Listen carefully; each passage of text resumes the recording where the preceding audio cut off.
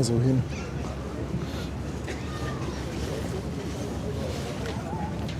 So, da sind wir schon. Moment, gerade hier checken mein Tabletto. Moin, ihr Landratten. Moin auch von mir. Fabian ist auch auf. Ja. Da war aber auch echt früh heute Morgen. Ne? Sehr früh. Ja. Also ihr seht, ich habe auch noch so ein bisschen Bad-Hair-Day. Bin eben noch mal so für ein halbes Stündchen eingeknackt. Ah ja, okay. Habe aber gefrühstückt und ja, es soll ja angeblich irgendwie heute Mittag dann regnen. Eigentlich war ja der Plan, etwas später rauszugehen. Aber ja, wie das halt so ist. Ne? Man muss sich so ein bisschen an dem Wetter orientieren. So ist das, genau. Und jetzt wollen wir mal einen kleinen Gang machen, wollen da dann gleich mal auf den Berg rauf. Da oben, also nicht nach ganz oben, erstmal so ein Teil. Ja, und dann gucken wir einfach mal. Ne? Also, Die Betonung liegt auf erstmal nur so ein Teil. Ne? Du sagst nicht nach ganz oben, erstmal nur so ein Teil. Schauen dann wir gucken mal. was sich so ergibt. so, was wir ja machen können, ist, wir können ja einmal hier vorne hingehen. Hier ist ja, hier gibt es ja diese Webcam. Und könnt ihr einmal schauen, wenn ihr wollt. Geiranger, Live-Webcam oder so, da müsstet ihr die eigentlich ganz gut finden. Deswegen stehen da auch so viele.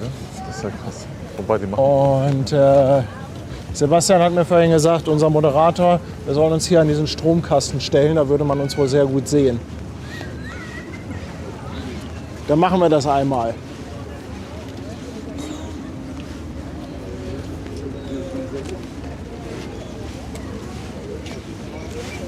Ach guck mal, da oben ist auch eine Webcam und irgendwo soll hier ein QR-Code sein, aber das ist wahrscheinlich nicht der.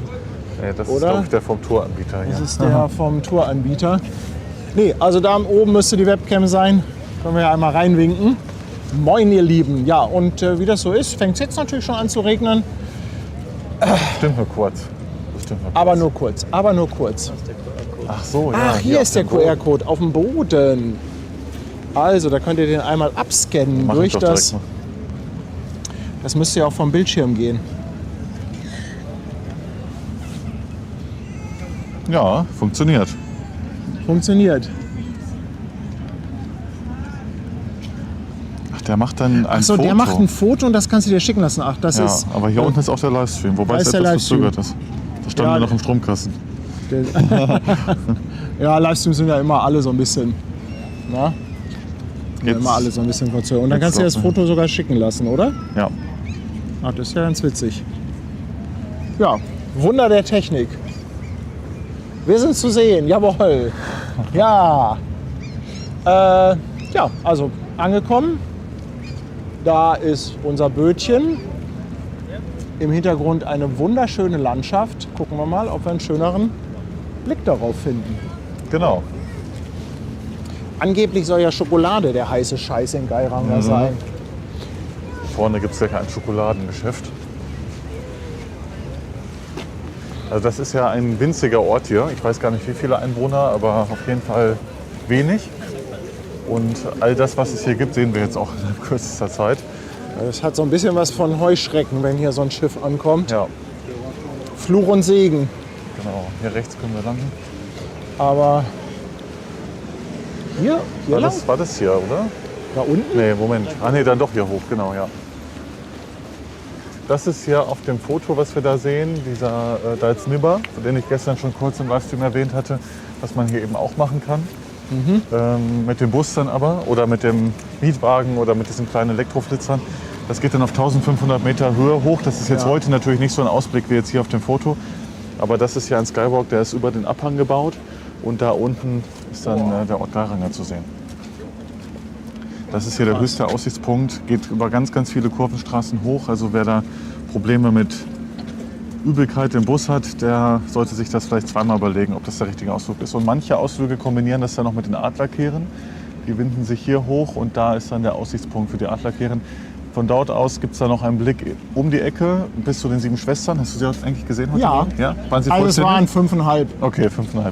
Ja, aber von da aus gibt es dann eben auch den Ausblick noch. Das sind so die zwei großen Aussichtspunkte. Aber sind eben dann Busausflüge. Oder hier mit diesen Elektroflitzern. Das ist ja cool, diese Fahrzeuge. Chassis, genau. Ist halt alles typisch norwegisch, relativ kostenintensiv.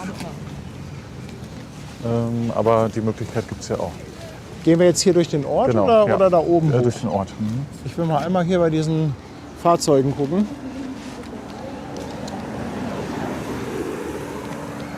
Rent a Talking Car steht da.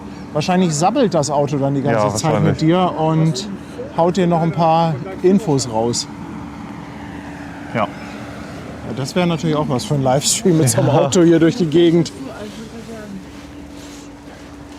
Da hätte ich dann aber irgendwas mit Halterung oder so machen müssen. Das ist auch ist es ein Hier sind Zweisitzer. Du kannst du sitzt aber hintereinander. Genau. Das hatte ich neulich hatten wir neulich auf Malta gemacht. Und auch schon mal auf den Kanaren. Das ist wirklich ganz witzig. Aber eigentlich eher so wirklich auch was für warme Fahrtgebiete, wenn es ein bisschen wärmer und auch trockener ist, finde ich.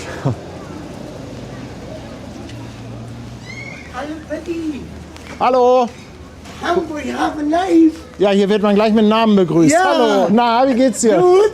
Schön! Gefällt's dir? Ja, Ja, toll! Wir ich sind, habe auch meinen Kanal von dir, Hamburg have a life. Da bin ich immer zugeschaltet bei ja, dir. klasse! Ja, Ja, wir sind auch gerade live. Wir müssen ja. weiter. Wir sehen uns. Ja, tschüss! Hier ist der Schokoladenladen, von dem du gehört hast. Geiranger Schokolade. Schokolade. Da muss ich vielleicht nachher, wenn ich zurückkomme, einmal rein.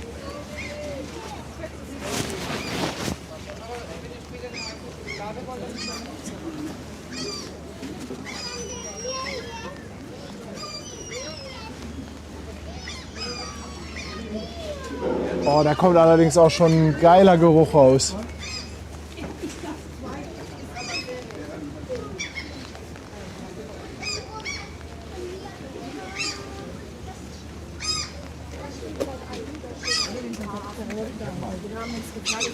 Also diese kleinen Elektroautos sprechen mich aber durchaus an. Ja, das hat was. Das hätte ich jetzt nur anders planen müssen.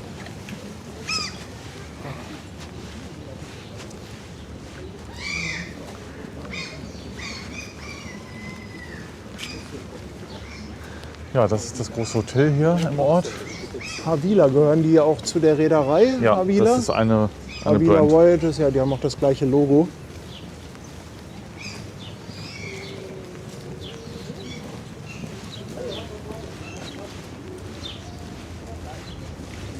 So, mach weg die Wolken. Ja, und den Regen vor allem.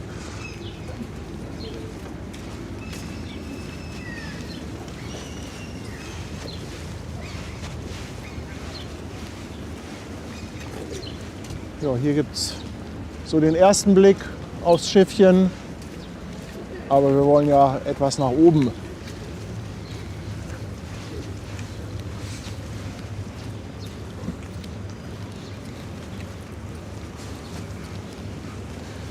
Irgendwie soll da oben auch eine Schaukel sein, hatte jemand geschrieben vorhin. Genau, ich bin mir nicht sicher, ob sie noch da ist. Also habe ich auch schon mal genutzt, wollte ich dir auch zeigen. Schauen wir mal, ob sie noch da ist. Oder mal abgesperrt zumindest. Also die hing aber auch an einem Ast. Der hatte mir so ein bisschen Sorgen bereitet. Der hat sich nämlich ganz schön gebogen.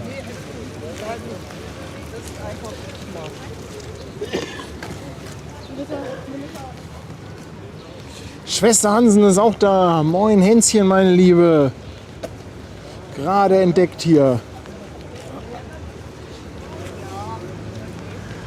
Boah, Camping ist ja auch echt Landschaft, ne? Genau, Camping ist ja auch echt ein großes Thema hier in Norwegen. Dementsprechend viele Camper, viele Wohnmobile unterwegs. Ja, wir haben das gesehen bei der Ankunft. Hier ist ein so ein riesen Stellplatz. Ja, alle Plätze voll, ne? Alle voll und alle natürlich Richtung Wasser ausgerichtet. Ja. Also das ist schon ganz schick, wenn man da campt. Die Camper freuen sich wahrscheinlich auch, wenn das Schiff weg ist. Ja, das ist dann wieder ganz ruhig abends. Boah, das ist aber hier... Wollen wir einmal nach da vorne gehen? Ja, gern.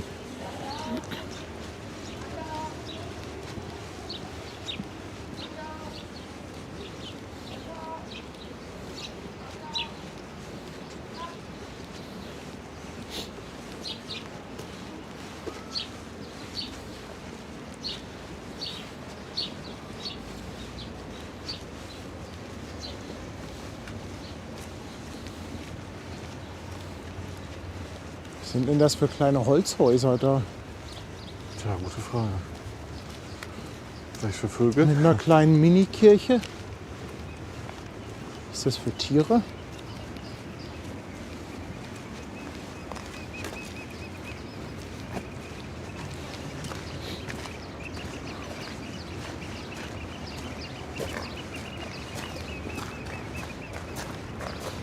Hier steht was. Ach, Luminous Village. Ach, das ist abends beleuchtet.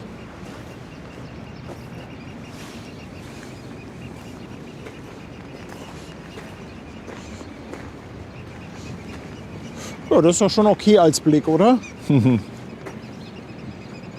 Also das ist natürlich für alle AIDA-Fans hier ein Sahneblick.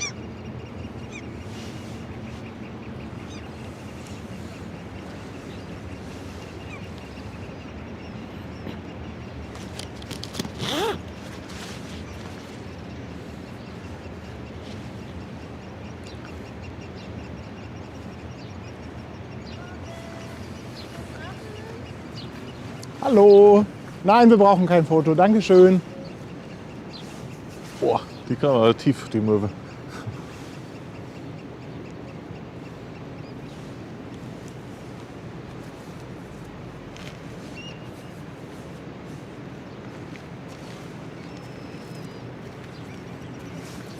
Ja. Ab zum Aufstieg.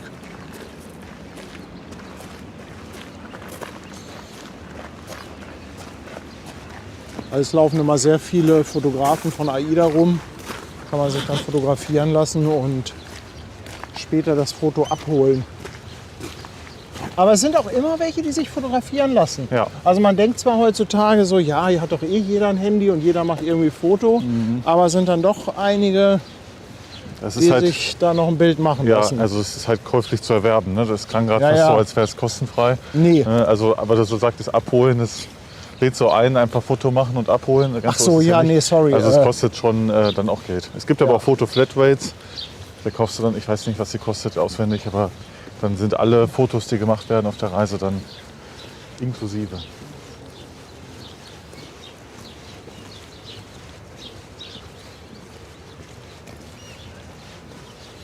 Ja, ich hoffe mal, dass sich jetzt auch gleich das alles so ein bisschen verläuft mit Ja. den Menschen. Süß hier auch diese roten Holzhäuschen.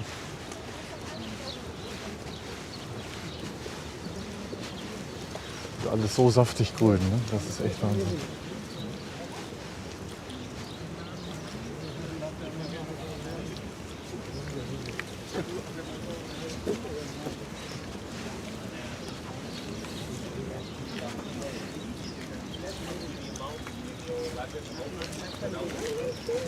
Hier gibt es auch, ach, hier gibt es Elchwurst.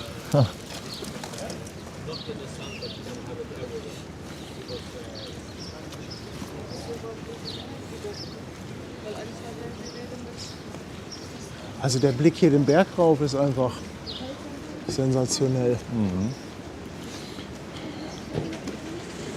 Guido schreibt zusammenschmeißen für einen Twizy. 2,49. Dankeschön. Ja, wir sind leider zu dritt. Und Sven spendiert Schokolade für die Lieben zu Hause. 15 €. Ja, Schokolade muss ich auf jeden Fall holen. Ob es die dann bis nach Hause schafft, das ist Soll eine ich andere die Sache. verwahren für dich bis dahin? Gebe ich bei der Security ab. Ja, genau. Kommt zu den einbehaltenen Drohnen.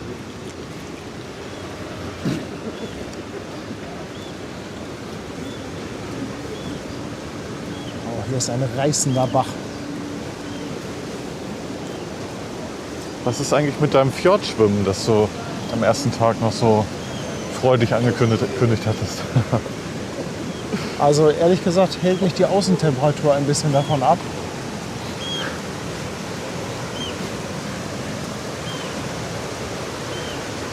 Das ist doch etwas ungemütlich.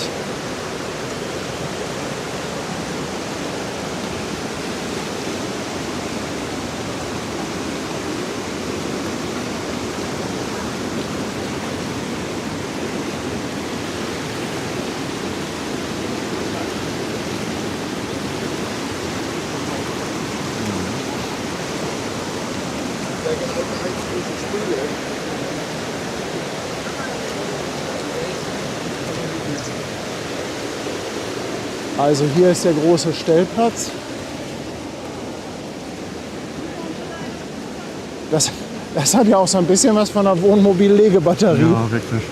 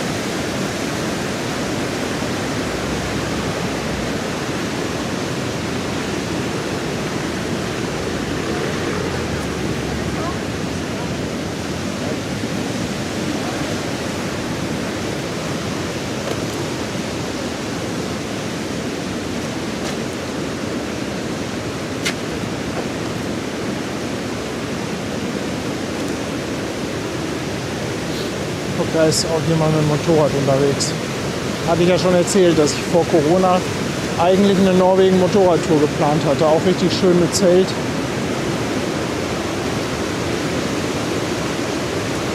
Ah, Schwester Hansen, die Luft vor Ort, du, die ist so gut.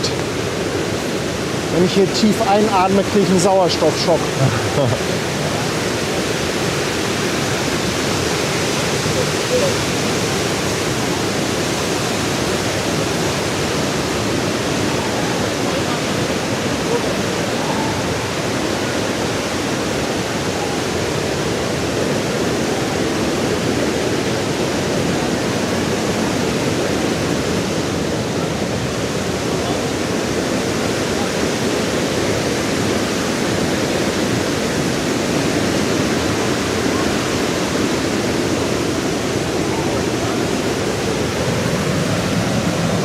Guck mal nach da oben, wo das runterkommt.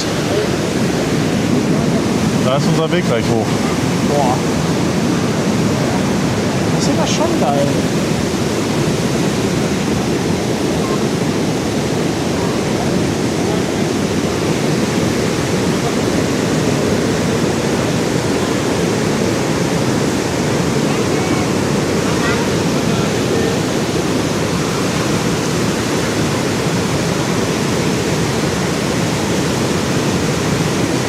Da kommt schon 2-3 Liter runter. Das ist so. Ganz schöne Wassermassen.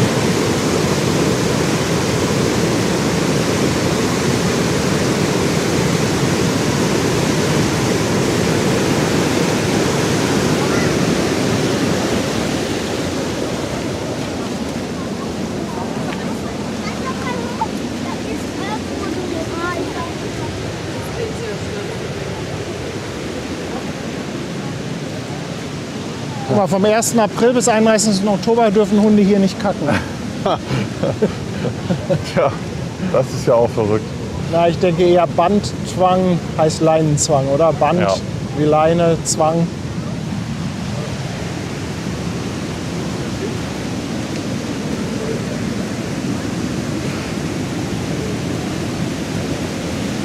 Oh Sven, haut nochmal 15 Euro raus. Paddy soll nicht verhungern. Damit auf jeden Fall die Schokolade zu Hause ankommt. Danke dir.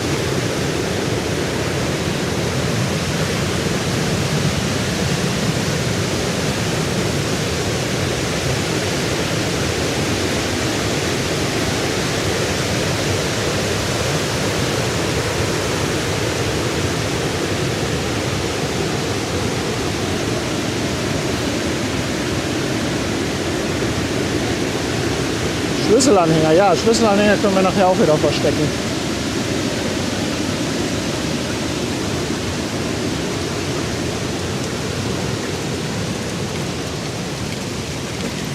So im Wasserfall.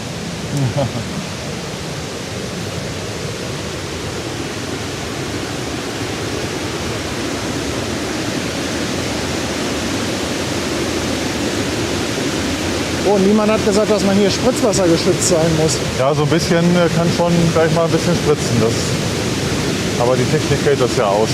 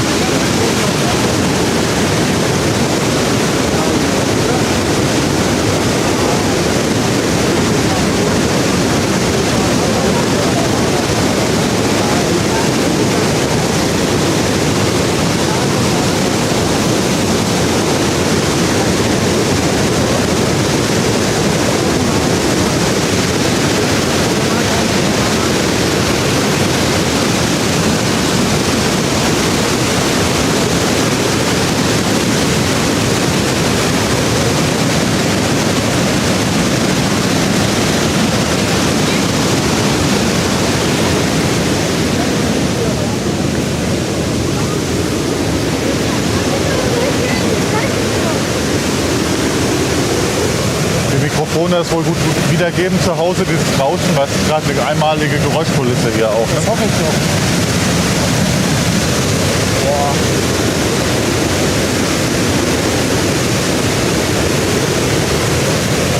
Wie cool.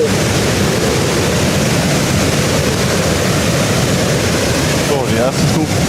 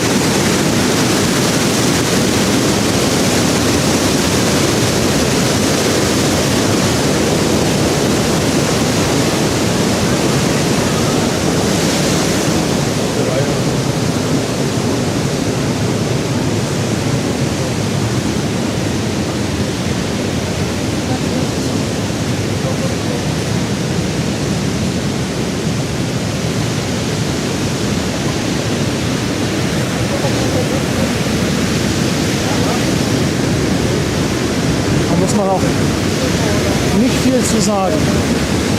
Kann man auch nicht, wenn man schon nach 10 Stufen auf der Piste ist.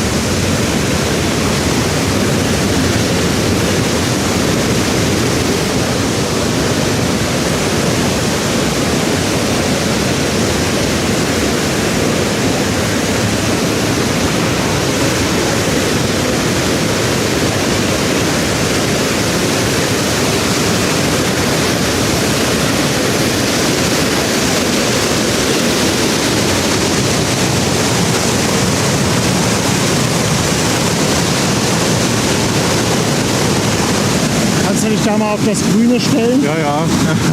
Das letzte Foto von mir, meinst du?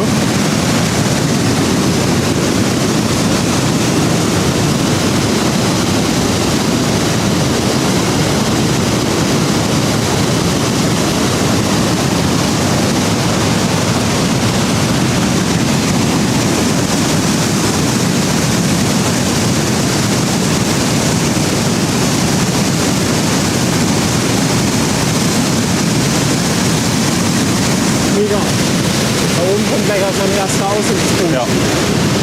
Der ist wahrscheinlich besonders fotogen.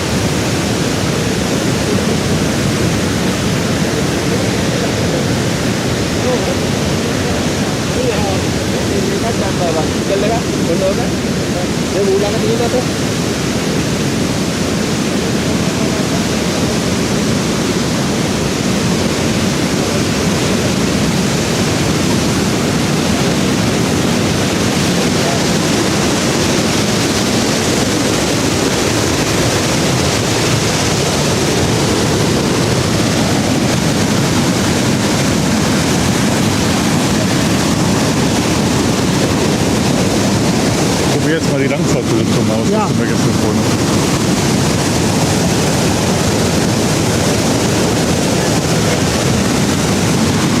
Ich habe letztens so einen kleinen Trick gesehen, wie man mit dem iPhone Langzeit. Oh!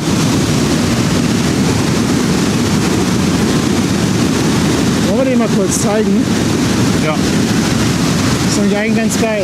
Also Live-Foto einschalten oben. Ganz normal ein Foto machen. Ganz stillhalten dabei, das ist wichtig für längere Zeit. Ja. So. Das Foto anschauen und oben auf Live klicken und dann auf Langzeitbelichtung. Dann dauert es eine Weile und dann sieht es so aus. Also das ist schon ein bisschen geil. Wobei es schon auch sehr künstlich aussieht, das muss man dazu sagen. Ja, sehen Langzeitbelichtungen aber immer aus. Also der Trick bei Langzeitbelichtung ist ja, dass man es auch nicht zu lang macht. Das ist fast ein bisschen zu lang. Also Ja. das sieht fast nach KI aus, finde ich. Natürlich sieht es nicht aus. Aber schön.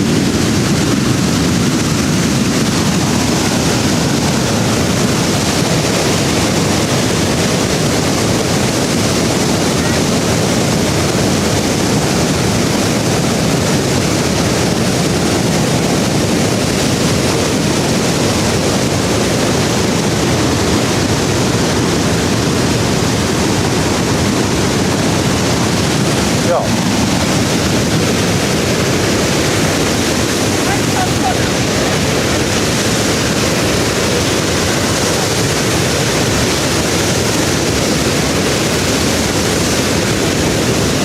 Klaus Günters Modellbau. Willkommen an Bord. Danke für deinen Einsatz.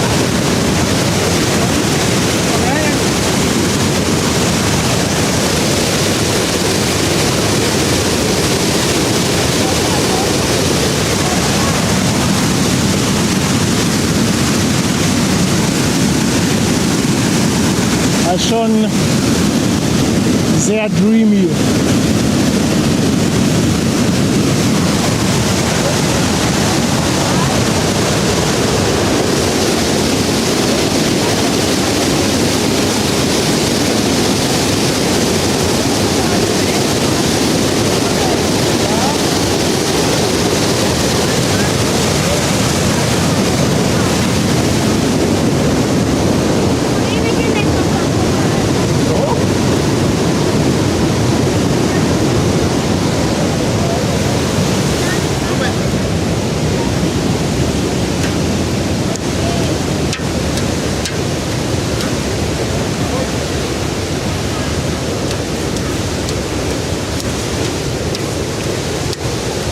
War Geiranger nicht auch der Ort, wo das mit dem Tsunami Korrekt. Ja, Hatten genau. wir das im Livestream erzählt oder hattest du mir das? Ich glaube beides. Off the ich dachte, wir record hätten es schon mal erzählt, dass hier ein Felsvorsprung irgendwann mal droht abzurutschen. Und Norwegen eben sagt, wir greifen nicht in die Natur ein, wir könnten es zwar verhindern, wollen es aber nicht. So ist zumindest mein Kenntnisstand. Es gibt sogar einen Kinofilm darüber. Als dann dieser Also das heißt, irgendwo ist hier ein riesiger Fels, genau. der ist schon, der bröckelt schon Ja. und wird irgendwann hier in den Fjord stürzen, dabei einen Tsunami auslösen Genau. und den Ort Geiranger auslöschen. Ja, zumindest stark beschädigen. Aber für die Menschen natürlich eine große Gefahr. Deswegen gibt es ein Sirenensystem. Und ich glaube, wenn die Sirene läutet, haben die Leute 3 bis 5 Minuten ungefähr Zeit, um hier hochzurennen. Hier hoch, hier in die Treppe unter hoch. anderem hier oder die Straße natürlich. Ja. Hier oben sind wir schon sicher. Ich habe mal gehört, bei der Kirche soll man sich dann aufhalten. Da sind wir ja schon höher jetzt. Da vorne ist die Kirche.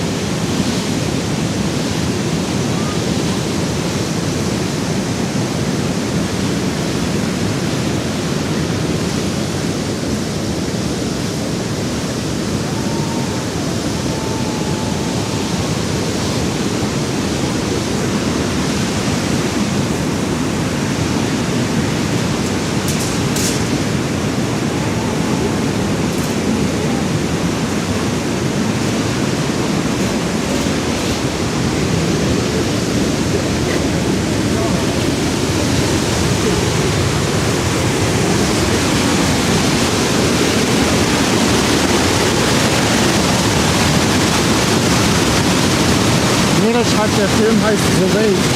Das kann sein, ja. Also ich habe den geschaut, der ist schon wirklich sehenswert. Kann ich durchaus empfehlen.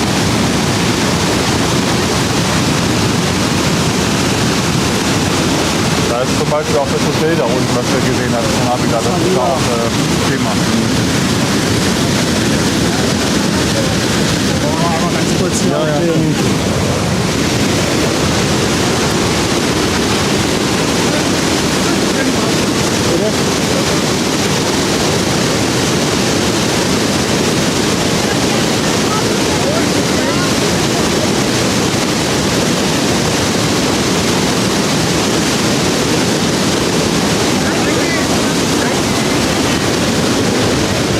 Gott, die stellen sich da alle an, damit sie alleine da ein Selfie machen können. Tja, so ist das. Das ist ja, glaube ich, auch hier bei diesem, wie heißt der, es gibt ja diesen riesigen Felsvorsprung, auch hier in Norwegen. Bleckestolen, ja. Mhm. Genau, und da soll das auch so sein. Absolute Völkerwanderung nach oben. Ja. Da musst du dich in die Schlange stellen, damit du 1 Minute hast, damit du da alleine ein Foto machen kannst. Was dann natürlich ganz Instagram-like ist. Ja. Und das Behind the Scenes sieht aber so aus, Ganz dass da anders aus, 300 Leute anstehen.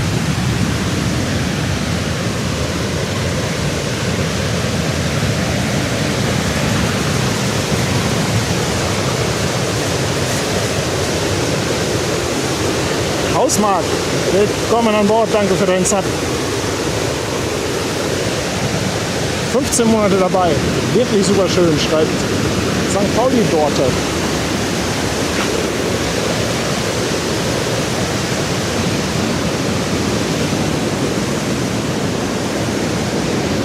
Hier muss aber auch mal irgendwie was gewesen sein. Vielleicht nochmal ein Wehr oder eine Brücke. Mhm.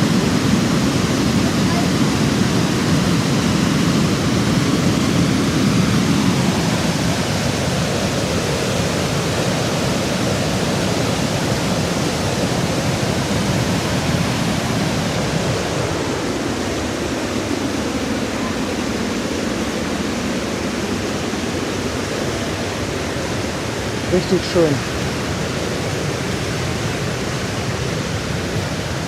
Alle, die das heute Morgen noch nicht mitbekommen haben, heute Abend geht es früher raus.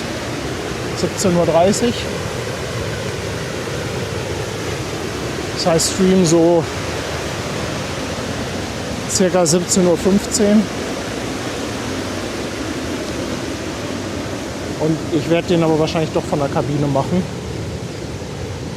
Weil gestern habe ich irgendwie, glaube ich, 5 oder 6 Urheber-Claims bekommen. Ach, wirklich, tatsächlich? Ja, wegen der Musik auch in der Spraybar. Ah, ach so, okay.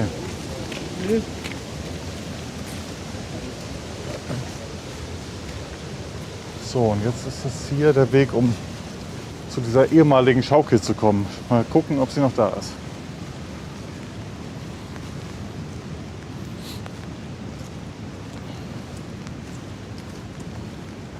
Ah, jetzt kommt gerade eine Wolke.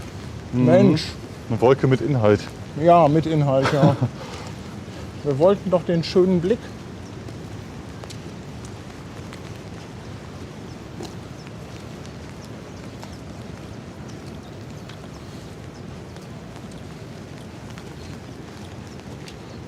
Aber hier in so einem kleinen Häuschen wohnen. Internet ist da.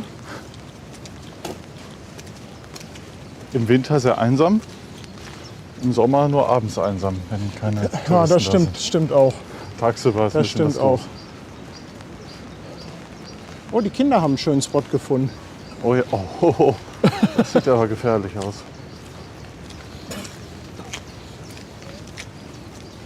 Ja, also die Schaukel, ich sehe schon, die ist weiterhin außer Betrieb. Die hängt da an dem Baum. Die wurde festgebunden. Aber du kannst dir das vielleicht vorstellen, wie sich dieser Ast, an dem das alles befestigt war, Oh ja. gebogen hat. Der ist nämlich nicht sonderlich dick. Und das sah Ja, schon es sehr... sieht jetzt auch nicht nach einer 100 Jahre alten Eiche aus. Nee. Aber ich habe es mal gemacht vor einigen Jahren. Da hängt die Ich Schaukel. glaube 2021 war das. Da hatte man hier auf dem Boden Anschwung genommen. Und dann bist du richtig so in das in den Fjord reingeschaukelt. Ach, da waren auch richtig lange Seile dran. Ja, ja. Und du warst halt wirklich, wenn du dann da hinten warst, so 5, 6, 7 Meter über dem Boden. Das heißt, wenn der Ast dann abgebrochen wäre, das hätte schon wehgetan. Wärst du wieder zurück an Bord. Ja. Das hätte schon wehgetan.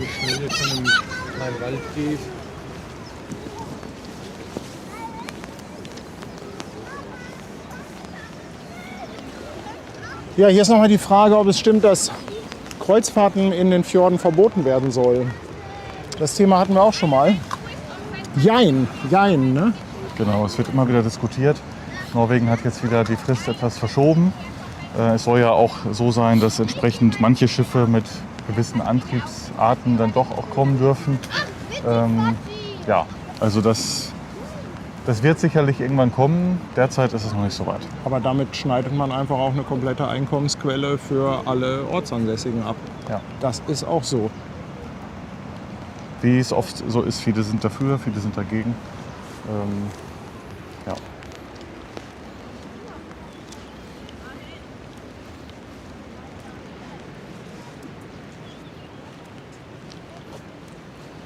Ich glaube, hier muss ich aber auch noch mal ein Foto machen.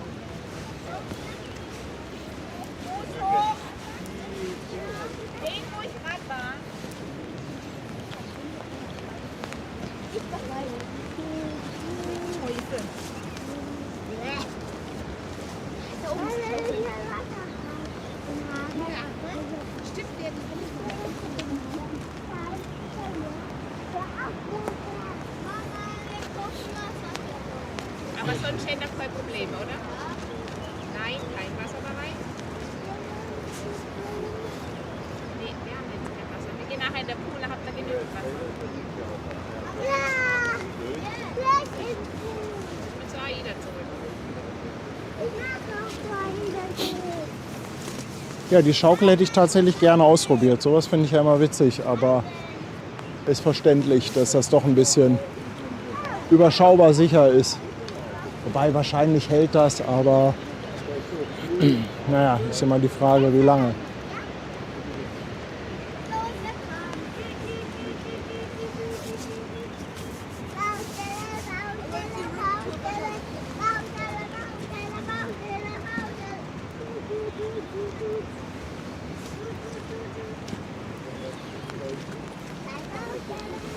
Ja, es sollte eigentlich erst ab Mittag regnen. Es regnet sich jetzt gefühlt so ein bisschen Aber ein jetzt gerade, ne? naja. Ach, mir ist das jetzt egal.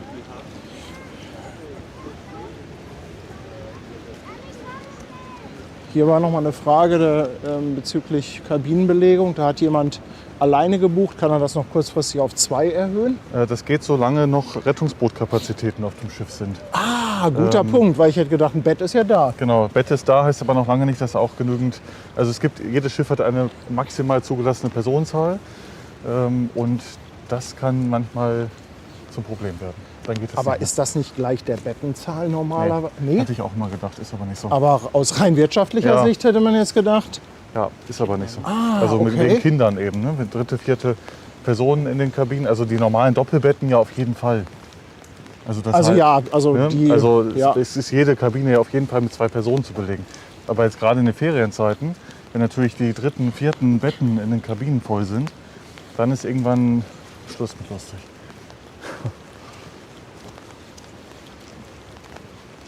Also wir hatten es dann auch schon teilweise, dass dann Kabinen nicht mehr buchbar waren für 2 Personen, weil es wirklich voll war, das Schiff. Ja, wenn dann irgendwie die größeren Kabinen mit 3 oder Ja, 4 genau, belegt ja. werden. Meistens geht es noch, um die Frage richtig zu beantworten. Meistens Oh, ist hier Ende? Hier ist Ende tatsächlich, ja. Wir sind am Ende des Wegs angekommen.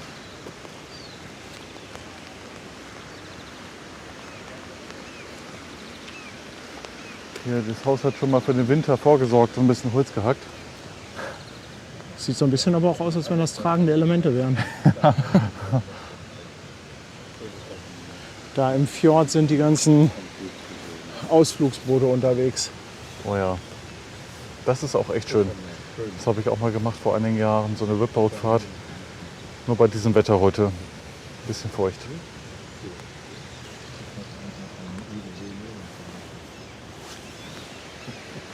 Man kann doch sicherlich auch gleich die Straße zurückgehen, da an der Kirche entlang, oder? Ja, das ist ganz schön eng da. Mit den Bussen und den Autos. Empfehlen würde ich es nicht. Also bis zur Kirche kann man natürlich gehen, aber dann Ja. von da aus runter. Das gucke ich mir gleich mal an. Ja. Also der Blick ist auf jeden Fall schon schön. Ja, wenn man jetzt noch höher will, müsste man tatsächlich irgendwie Auto oder Bus oder so Ja, oder nehmen. halt versuchen, an der Straße hochzugehen. Aber die Straße ist wirklich eng. Und wenn sich da zwei Busse begegnen, möchte ich nicht der Fußgänger sein, der da am Rand steht, muss ich sagen. Sandwich. Als Fußgänger verlierst du halt auf jeden Fall da, im Zweifel. Dann sollen sie einfach die Tür aufmachen und dich mitnehmen.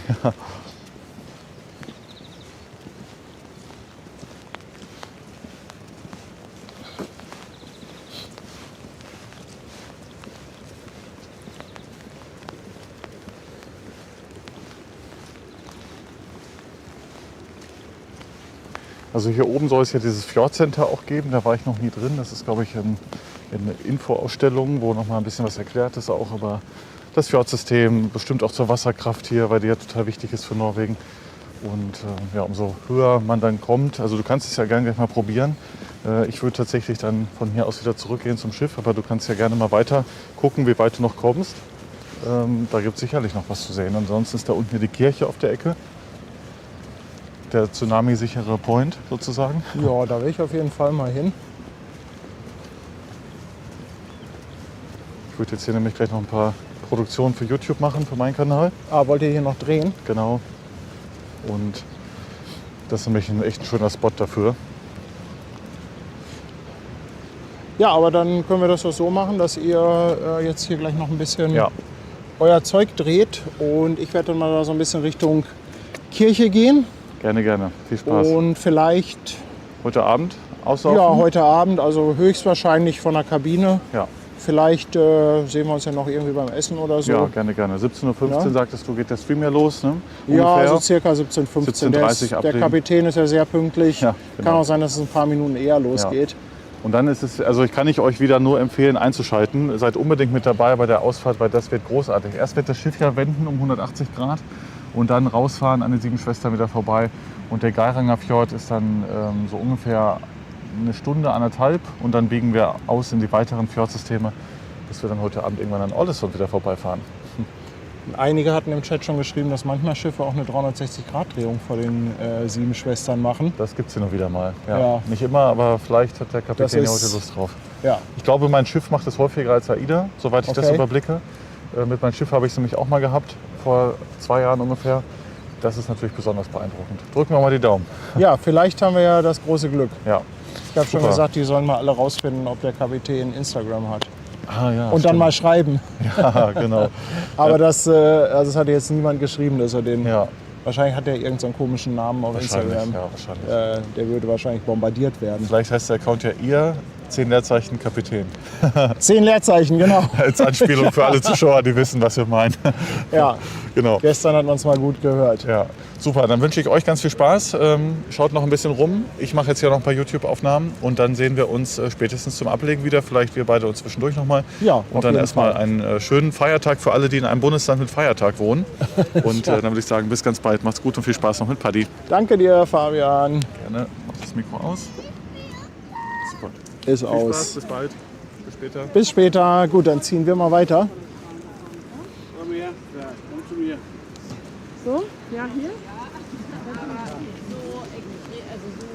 Dann will ich mal hier diese Straße entlang gehen und mal schauen, wo die mich so hinführt.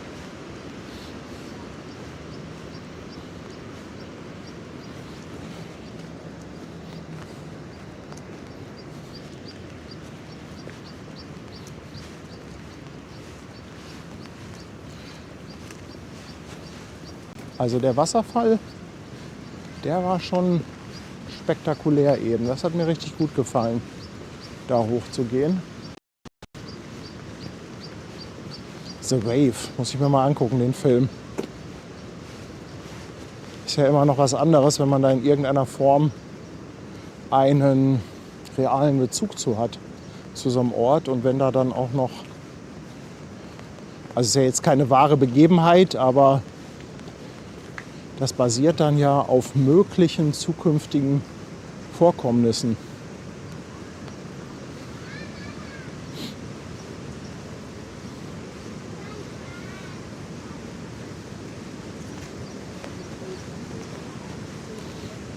Hier war, glaube ich, der Aufgang vom Wasserfall links. Dann gehe ich mal geradeaus weiter.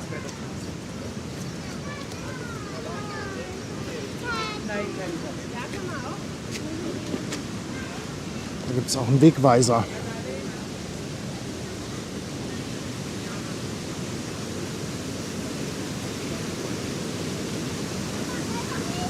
Mal schauen, was da steht.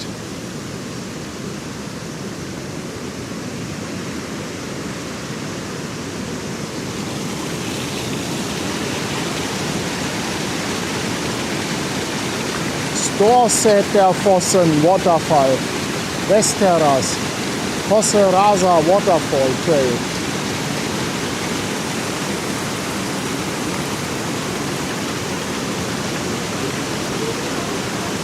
Ja, da gehen wir doch hier noch ein Stückchen lang, oder? Weil Kirche ist auf jeden Fall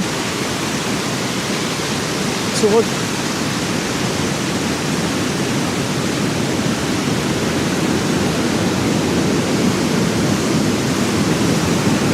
Also schön gemacht hier mit dem Weg über dem Wasser.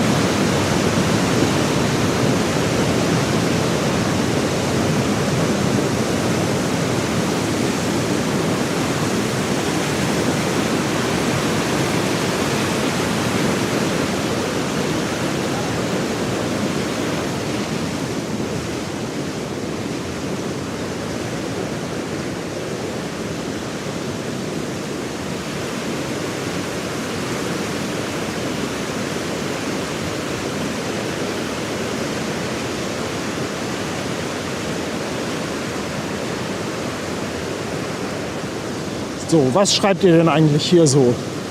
Thomas Schwarz schreibt, ein sensationeller Stream. Ich danke dir für 10 Monate. Im Besucherzentrum gibt es leckere Waffeln. Naja, Essen gibt es an Bord ja genug.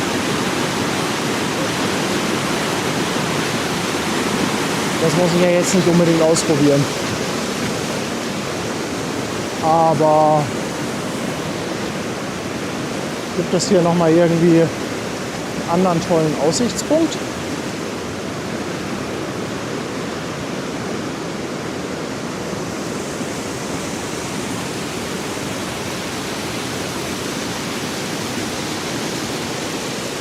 Ach, nachher kommt noch ein Havila-Schiff. Cool. Vielleicht sind die ja noch da, wenn wir auslaufen.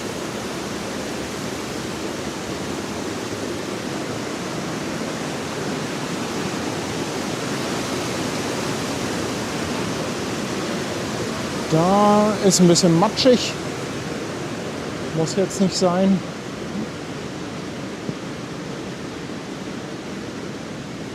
Tja, als Kreuzfahrer ist man meistens leicht dauergesättigt. Wobei ich das jetzt noch nicht hatte. Durch die ganze Streamerei ist meine Zeit, zu der ich dann essen konnte, immer etwas eingeschränkt gewesen. Ich glaube, das kann ich aber eher als positiv verbuchen.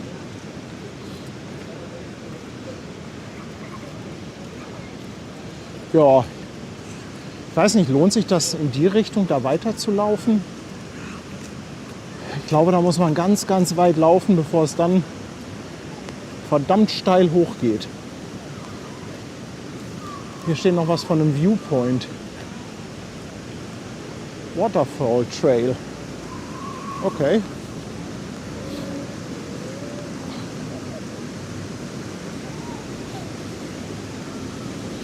Hansi, ich danke dir für 2,49.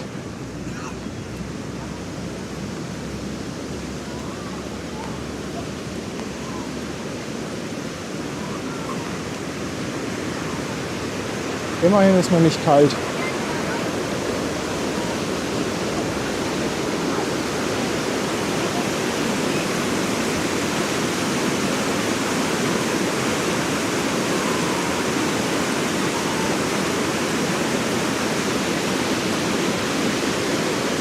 Nein, ihr seid nicht schuld, dass ich kein Essen bekomme.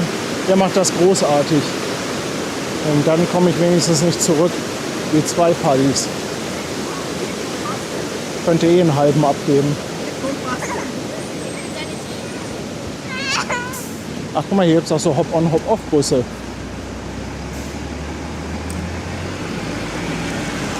Die sehen auch in jeder Stadt gleich aus.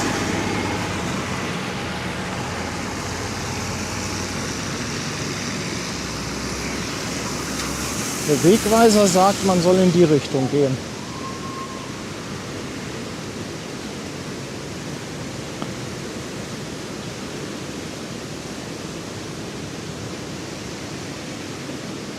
Tom, ich habe keine Ahnung, wie kalt das Wasser ist. Da war nirgendwo eine Anzeige.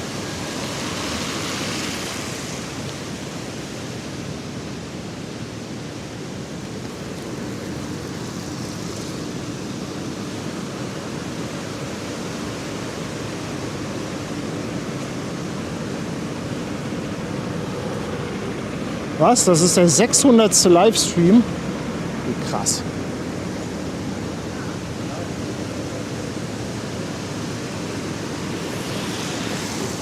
Ach, guck mal, da geht's wieder rein in die Botanik.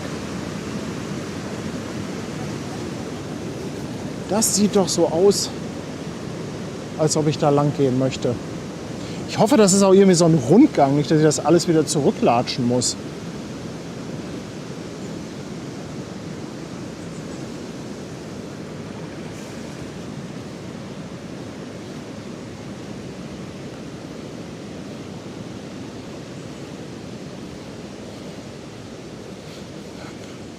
Kraxeltaler von Holger, von Kerstin und Holger. Dankeschön. 2,49. Kirsten hat mal nachgeguckt und sagt, Wassertemperatur 10 Grad.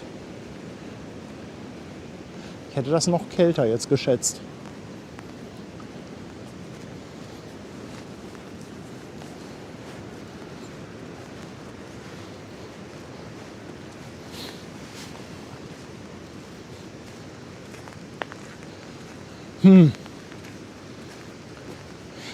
Ihr kennt euch doch hier aus, Leute. Lohnt sich das da jetzt lang zu latschen? Sieht irgendwie so aus, als ob das ins Leere geht.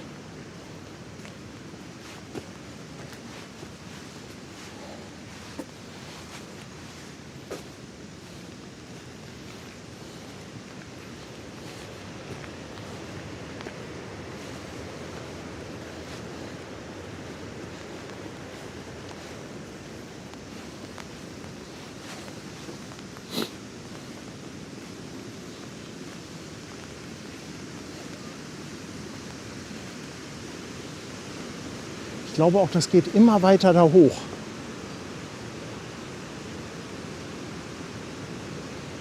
Nee, dann gehe ich lieber zurück und entdecke da unten noch ein bisschen.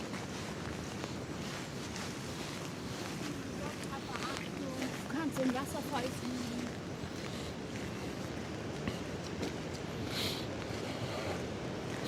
Entschuldigung, waren Sie bis zum Hallo. Wasserfall? Bitte? Waren Sie bis zu dem Nee. größeren Wasserfall? Auch Nee. nicht. Ich wollte mich gerade fragen, wie beschwerlich das dann weiter ist.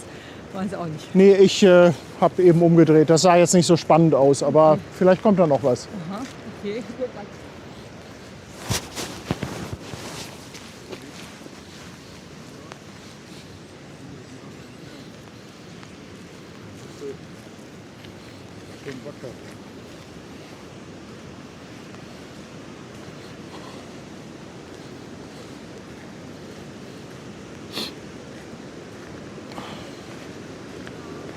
Ach so, Bäche haben meistens konstant 7 bis 10 Grad.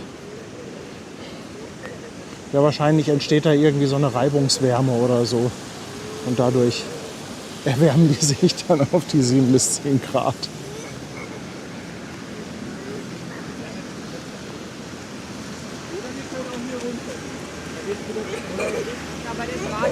Also gehen wir mal zur Kirche. Der verliert mir alles.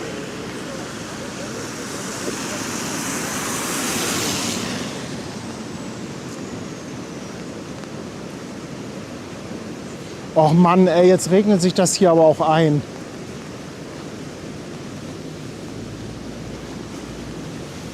So ein Mist.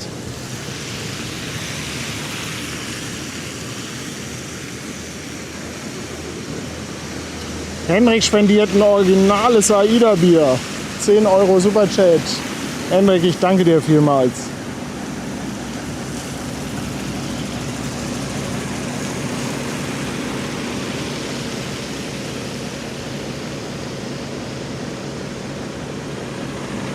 Schon interessant, die Dinger.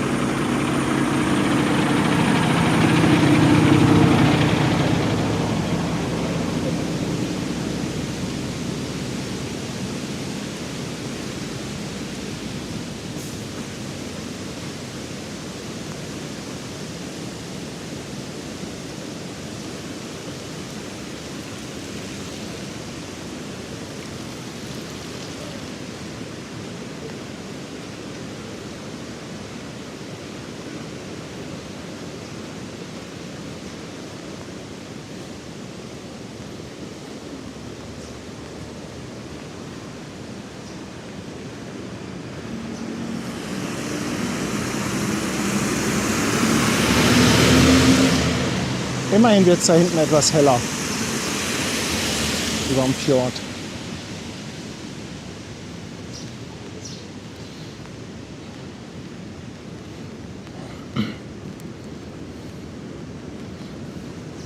Ha, jetzt so ein Auto ausleihen und durch den Regen fahren. Hat jemand von euch eine Ahnung, was das kostet? Diese kleinen Elektroautos?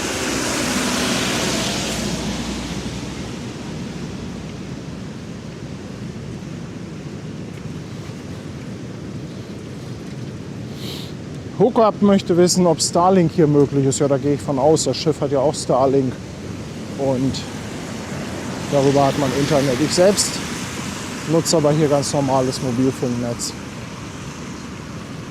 Ach, das meint Fabian hier mit enger Straße. Es gibt also in dem Sinne keinen Gehweg.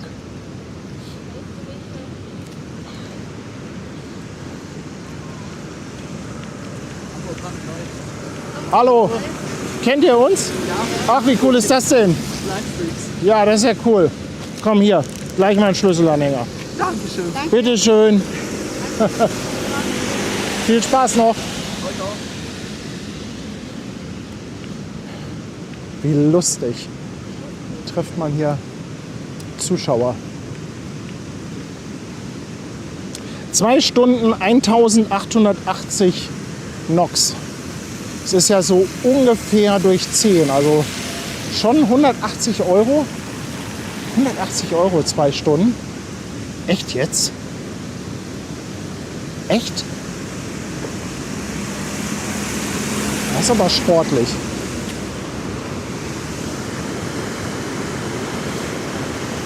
Major Chaos radet rüber mit 13 Leuten. Willkommen an Bord hier im schönen Norwegen.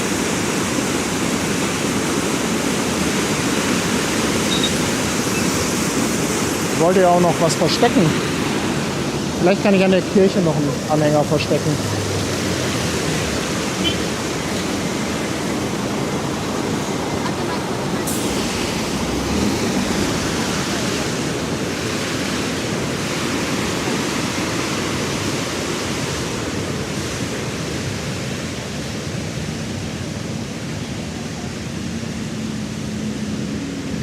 So schlimm ist das aber auch nicht hier auf der Straße.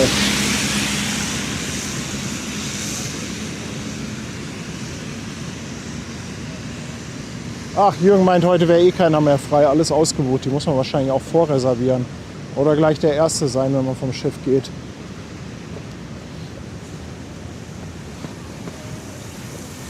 Leute, ich sag euch, bergab gehen ist eine ganz entspannte Geschichte.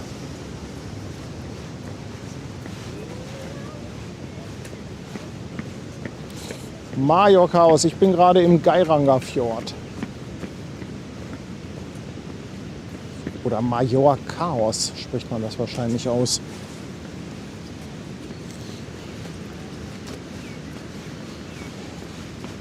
Ich wollte jetzt mal da zu der Kirche, wir sind eben schon am Wasserfall hochgetapert.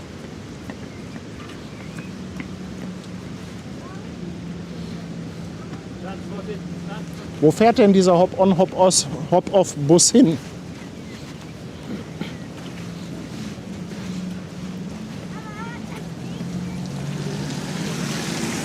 Ja, Wahnsinn, jetzt kommt die Sonne raus und gleich fange ich an zu schwitzen.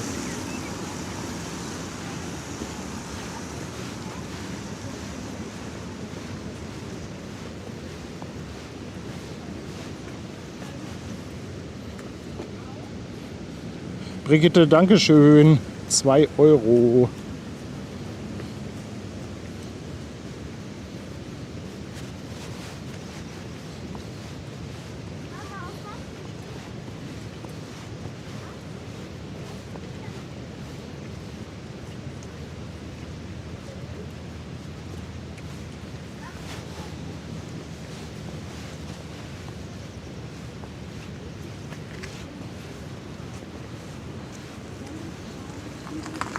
Schauen wir mal bei der Kirche.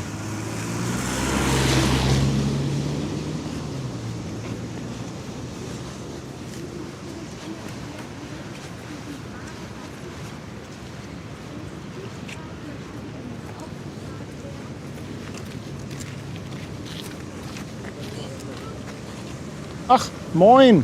Moin. Mach doch mal kurz deine Jacke auf. Es ist sensationell. Sensationell. Tanja sagt selber Fragen ausprobieren. Vielleicht geht ja noch was. Ja, ich gucke gleich mal, wenn ich unten bin. Hast du irgendwas tourmäßig gemacht oder geplant? Nee, nix. Bin die ganze Zeit, ich bin noch so ein bisschen, wir waren jetzt den Wasserfall hoch, aber irgendwie bin ich noch so ein bisschen untertourt. Ja, also irgendwie auf haben wir es überlegt, aber das war dann so voll und war so voll, okay. Weißt du, wo die genau hinfahren, die Hop-on, das Hop-offs? sind 4 Stationen, aber was genau weiß ich. Aber es sind ja wahrscheinlich dann schon irgendwelche Hotspots, oder? Ja, anscheinend. Okay. Ich meine, im Prinzip könnte es sich lohnen. Das Wetter ist ja jetzt soweit in Ordnung. Ist krass, wie schnell sich das dreht, oder? Ja. Oder wie das Ja. jetzt leuchtet, das ganze Ja, Zeug. Wahnsinn. Ich würde schon gerne noch mal irgendwie ein bisschen höher kommen. Ja, mit dem Bus kommst du schon irgendwie, so Plattformen, Aussichtspunkte. Wir nehmen uns so ein Elektroding und du fährst. Kann nicht. Du kannst nicht. Aber Ach, ich Mist. kann schon, ich darf nicht. Ah, okay. Nee, ich habe auch gerade gehört, die sind alle ausgebucht. Kriegt man leider nicht mehr. Ja. Ja gut, ich werde hier mal jetzt gucken, wie der Ausblick von der Kirche ist. Ja, Na, und dann schaue ich mal. jetzt noch zum Wasserfall da. Oder Genau, du musst quasi die linke Straße jetzt hoch und dann hältst du dich rechts, gehst quasi so rechts rüber und dann kommst du auf die Treppe nach unten. gut. Das Von wo bist du denn gekommen? Und das war jetzt so ein bisschen ein schmaler Weg, wo ein bisschen so Abkürzung war das. Im Ah. Prinzip kannst du jetzt auch die Ich kann auch der Straße folgen. Ja. Okay. Weil der Weg ist ein bisschen ja, Naja, wenn du das geschafft hast, dann schaffe ich das ja wohl auch, oder? natürlich. Ich meine, bessere Schuhe hast du auch nicht. Naja, ein bisschen. Schon ein bisschen auf Wandern Ja, im Vergleich zu meinen Sneakern. Okay, du hast gewonnen. ein Alibi brauchen wir. Ich gucke mir das mal an. Ja. Ja. Okay, bis später. Bis später. Tschüss.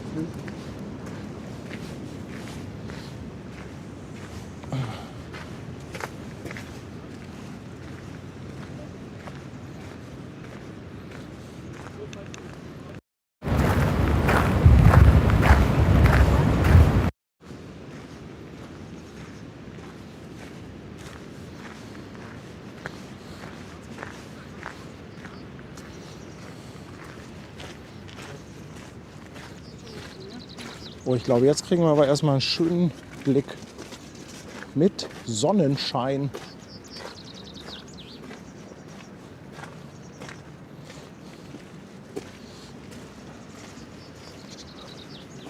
Na, ich denke, über die Gräber latschen sollte man auch nicht, auch wenn die hier schon etwas älter sind.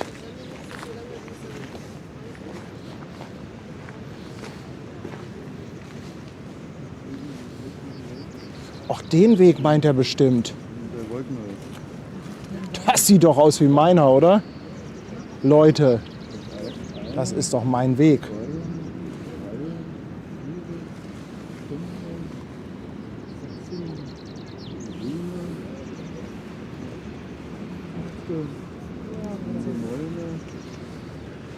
So, da haben wir die Kirche.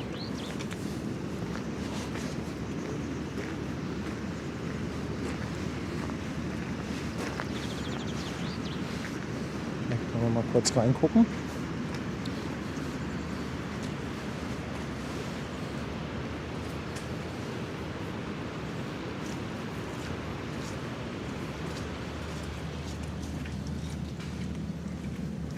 Gucken, ob wir Empfang haben, aber das Ding ist ja aus Holz.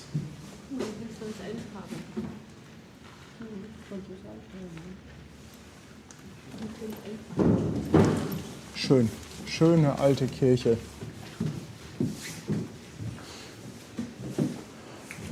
Ich habe mit Religion ja nicht so wahnsinnig viel am Hut, aber einigen dieser alten Kirchen kann ich dann doch schon was abgewinnen. Boah Leute, es wird jetzt sofort warm hier. Sonne kommt raus. Ich würde sagen, dann gehen wir mal durch dieses schöne Tor.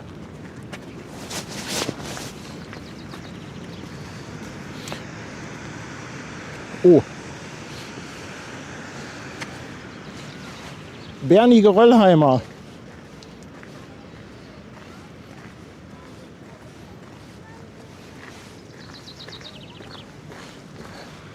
Aber ihr mögt das ja, wenn ich der Gefahr ins Auge blicke.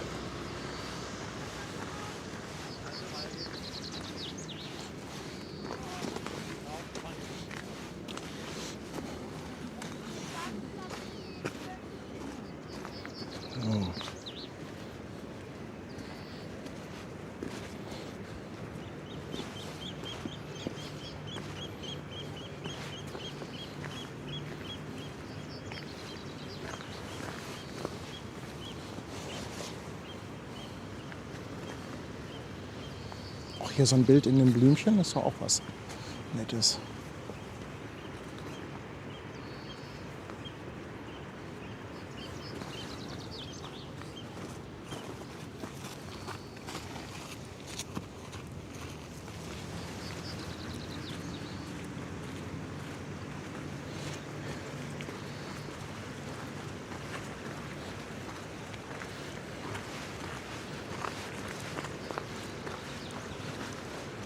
Oh Mann, ich will Wolken und Regen.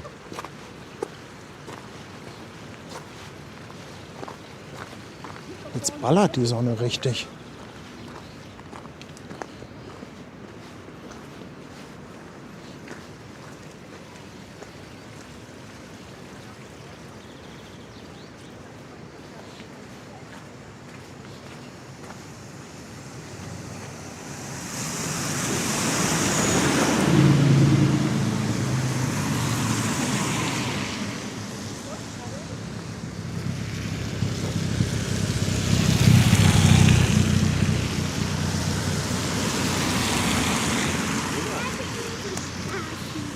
Ja, Tino, genau. Erst zu nass, jetzt zu warm.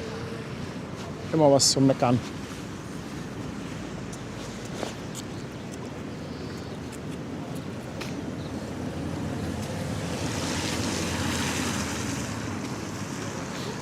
Ist schon ein bisschen eng hier.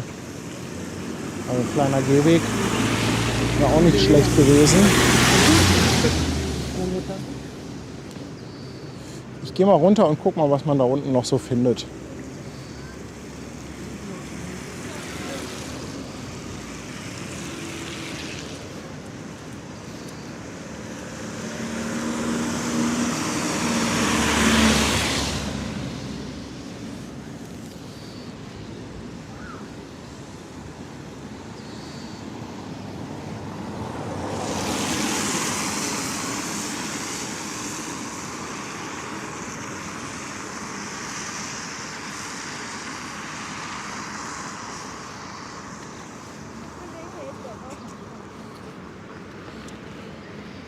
Aber ich kann schon verstehen, warum das hier, das ist doch UNESCO-Weltkulturerbe, der Geiranger Fjord.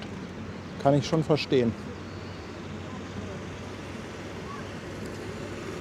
Das ist echt nochmal eine Schippe drauf auf die anderen Fjorde, die wir bisher gesehen haben. So gesehen natürlich auch schön, dass es eher am Ende ist. Das ist ja der vorletzte Hafen. Morgen dann Haugesund.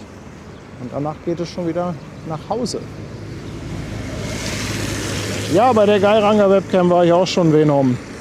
Vorhin am Anfang. Schwester Hansen möchte Schokotasting. Ich werde jetzt mal runtergehen und dann gucken wir mal, wie voll der Laden ist. Ob ich euch damit reinnehmen kann. Ach, Schlüsselanhänger verstecken, ja, habe ich auch schon wieder verpennt.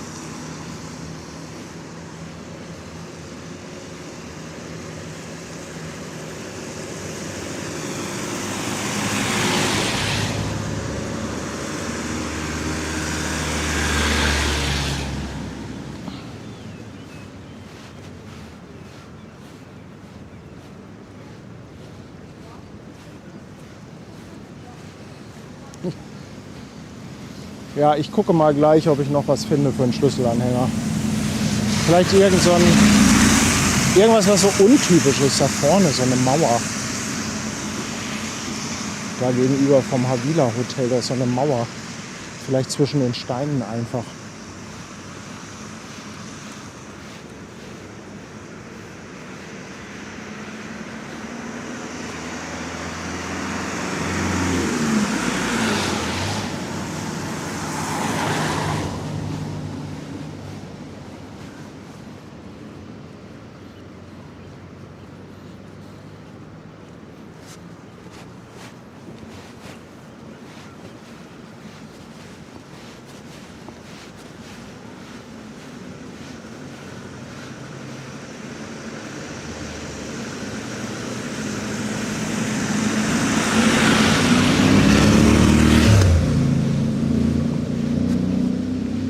Guck mal, da in der Mauer, da kann ich doch einen Schlüsselanhänger verstecken.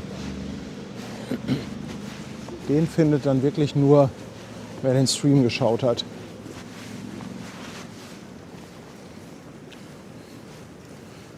Also nee, von dem anderen Anhänger habe ich noch nichts gehört oder von den anderen beiden.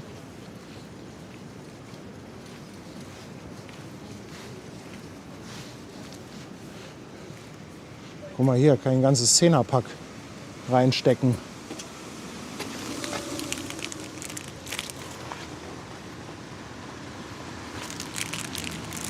Komm, machen wir auch gleich 2.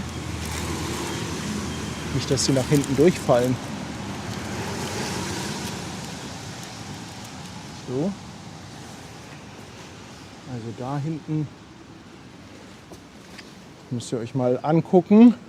Da ist so ein Stein mit so 2 Punkten.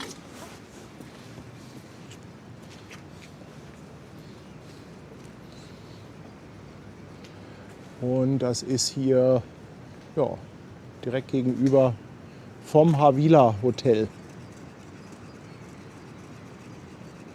Also, wenn ihr den findet, schickt mal ein Foto.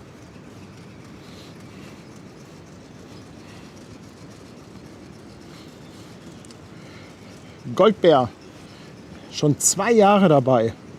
Er schreibt, gleich bin ich auf der Webcam vom Hotel. Wo geht, aber die Webcam wird ja nach vorne zeigen und nicht nach hinten, oder?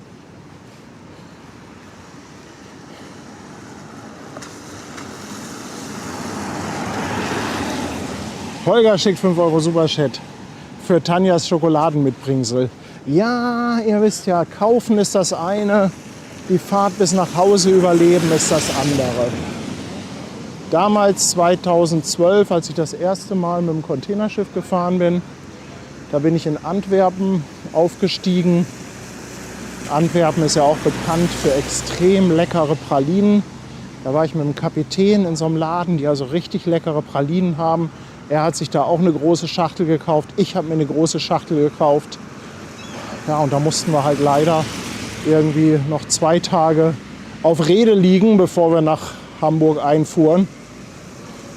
Und dann war es halt um die Schokoladenpralinen geschehen.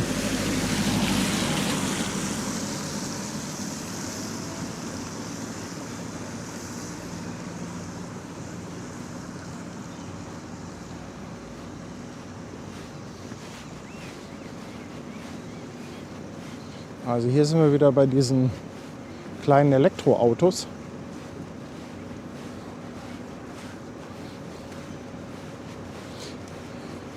Also jetzt mal ehrlich, wenn ich mir jetzt so ein Elektroauto hole und das funktioniert und ich eins bekomme, wie soll ich denn da streamen?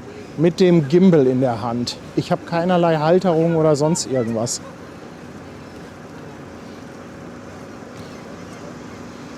Also, ja Tom, 2 Packungen kaufen. Dann esse ich 2 Packungen. Also wie soll das funktionieren mit dem Stream? Aber das ist bestimmt Automatik, oder?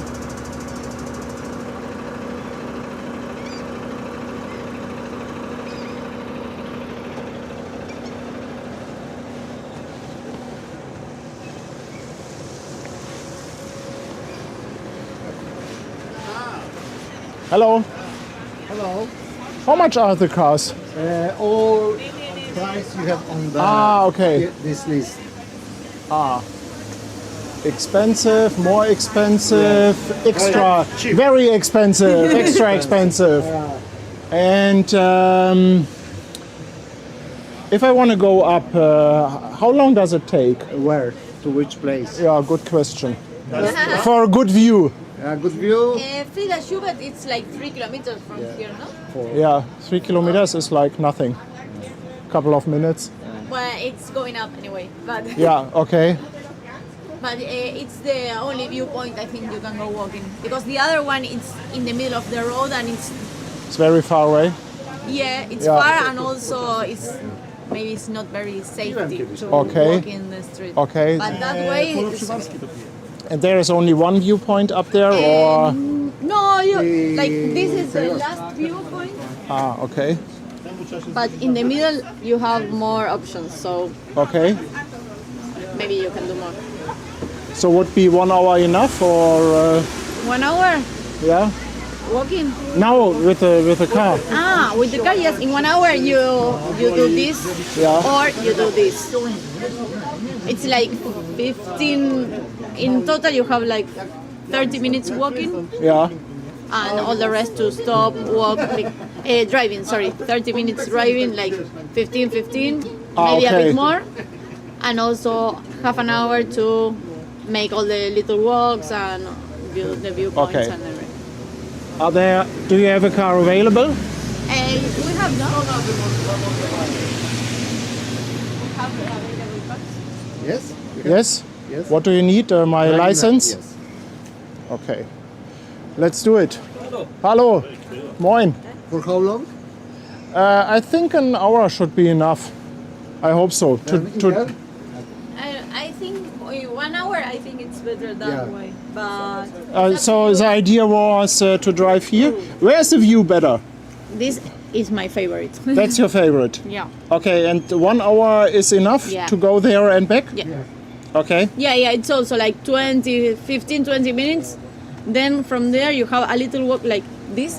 You arrive here. You park here. Okay. There is the viewpoint, and there you have a little walk you can do okay. and get closer to a Yeah. waterfall. And if I be late, I have to pay a high fee, I think. You are Overtime. very late, yes. Yeah, overtime 1000%. Okay, ich stelle euch mal hier ab, Leute. Wir machen das jetzt. Irgendwie kriegen wir das schon hin.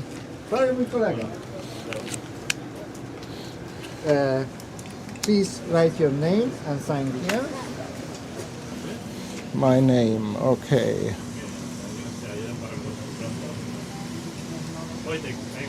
Okay.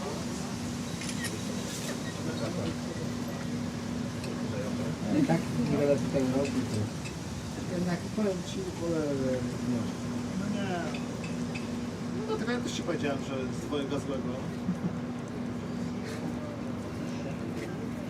Okay. You need a signature, I think, yeah? Yeah.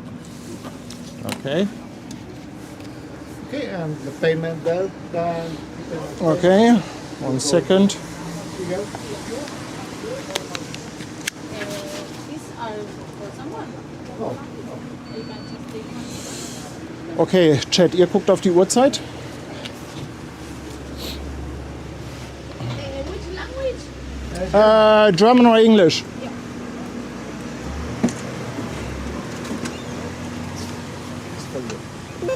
Yeah. Thank you, my receipt. What you have languages? It's German. We're doing a live stream. Ah, right. Yeah. Okay. So, do you have affiliate for advertising? If I do advertising for you? How many followers you have? Currently we have 2,800 viewers. Okay. Oh, Live. Live? Yeah, live. You can look on YouTube, Hamburg Hafen Live.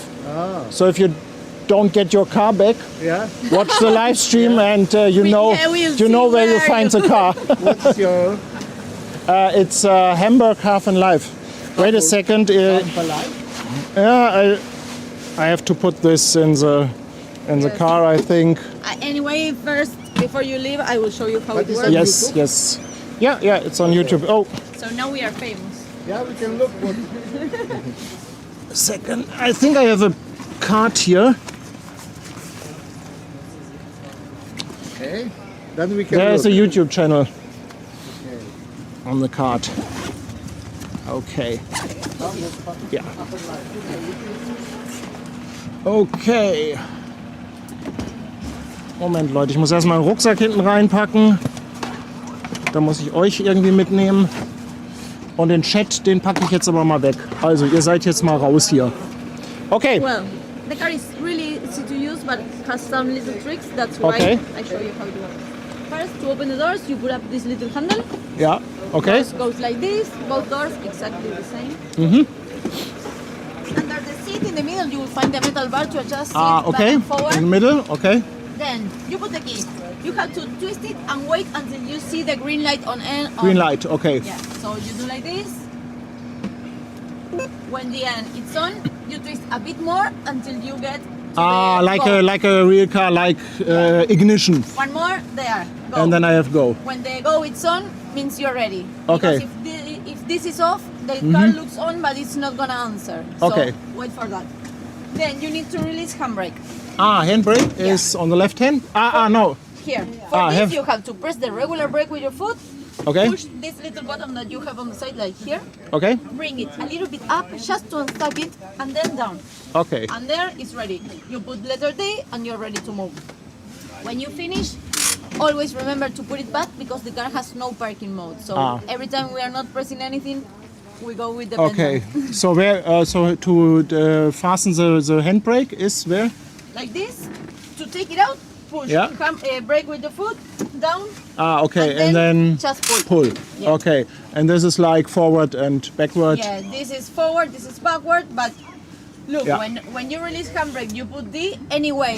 If you are not touching anything, you will go with the Okay. pedals because it's turned automatically to neutral. Okay, perfect. Then wipers and indicators up and down like a regular car. Okay. The horn is here on the side. Then we have this one that it's like the friendly sound. Ah, so friendly. If you don't want to start like Get out of my way. yeah. And that's it. When you start, you put cart. Cart, I don't know how to pronounce it. I think I just have to drive No, the. it's that way. that you Ah, open. it's that way. Okay, Yeah. good. Anyway, this will make explanations around. It's like a guide. Ah, no. Apart from a, Okay. So you can listen and see everything. And that's it. Okay. We try. Let's you try. Okay. Oh. Oh, my leg. Maybe you need to put it a bit back. Ah. Because I'm shorter. Okay, I have to put it. Yeah. Yes, back. Back is a good idea. That's a good idea. So Okay. you have the seatbelt on your left. Seatbelt is left. Yeah. Good The lights idea. are automatic, so you don't need to worry about that.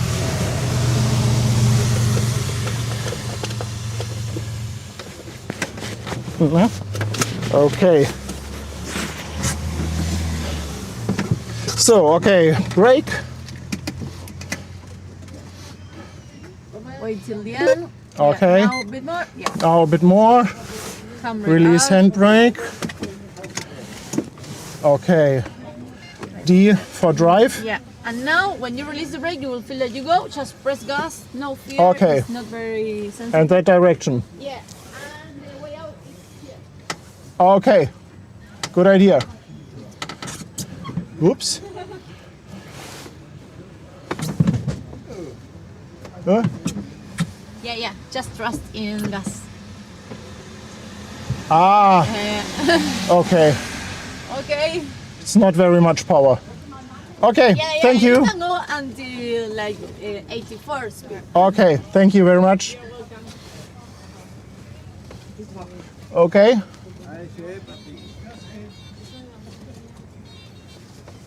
Trust in Gus. Whoop.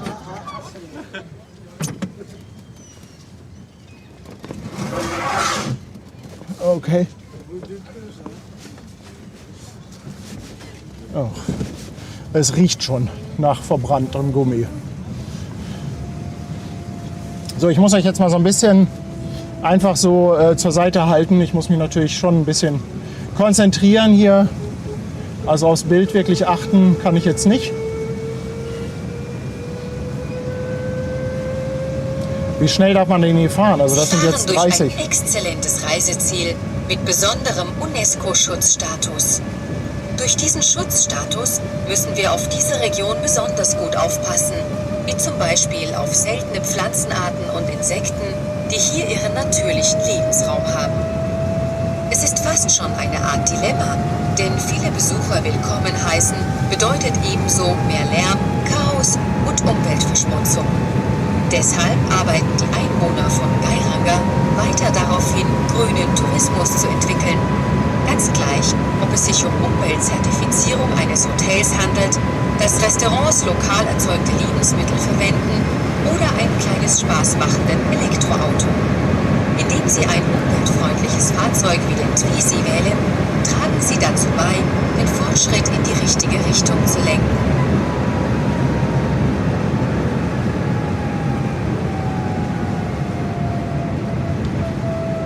Ihr habt auf die Uhr geguckt, wann ich zurück sein muss, oder?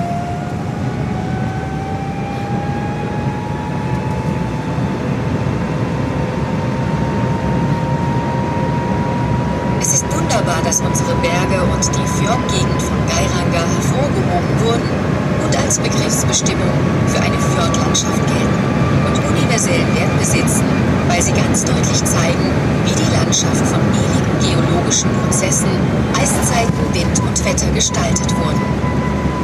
Diese Berge erstrecken sich von 1100 bis 1700 Metern über den Fjord und reichen genau hier ungefähr 300 Meter nach unten. Wir sind im Vergleich sehr begrenzt. Deshalb ist es schon von Vorteil, wenn man raus auf den Fjord rudern und mit etwas Glück einen Seelachs, Kabeljau, Schellfisch oder einen Längfisch, vielleicht sogar eine Makrele angeln kann. Falls kein Fisch anbeißt, kann man vielleicht einen Tümmler bei der Nahrungssuche beobachten.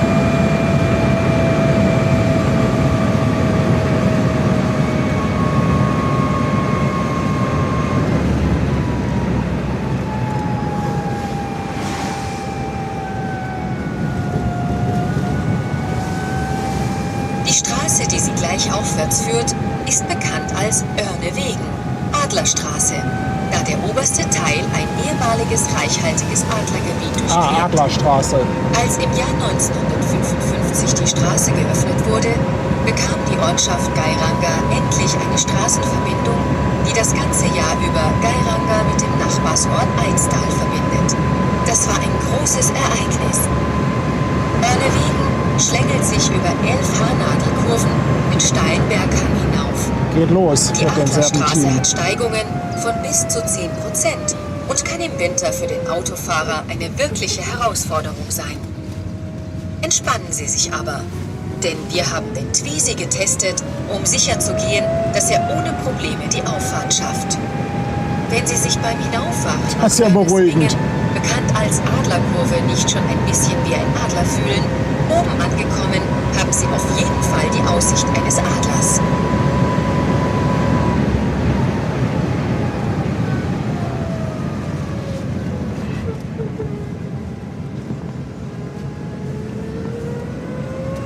Ich hoffe, ihr seid noch da.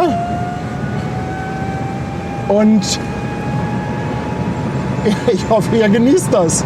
Ich finde es gerade ein bisschen geil. Oh, der zieht aber mit ungefähr 50 hier den Berg hoch.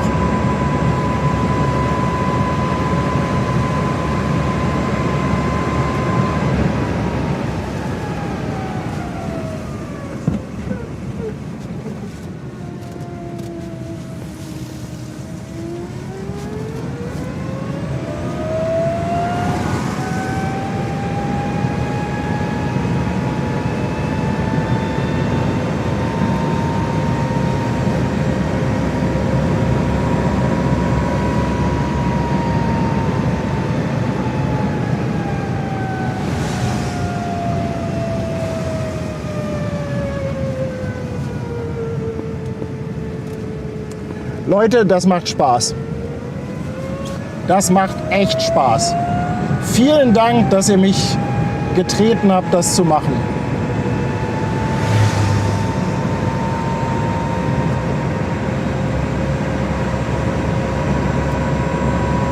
Also es waren jetzt 1000 norwegische Kronen. Ich glaube, das sind so um die 85 bis 90 Euro für eine Stunde.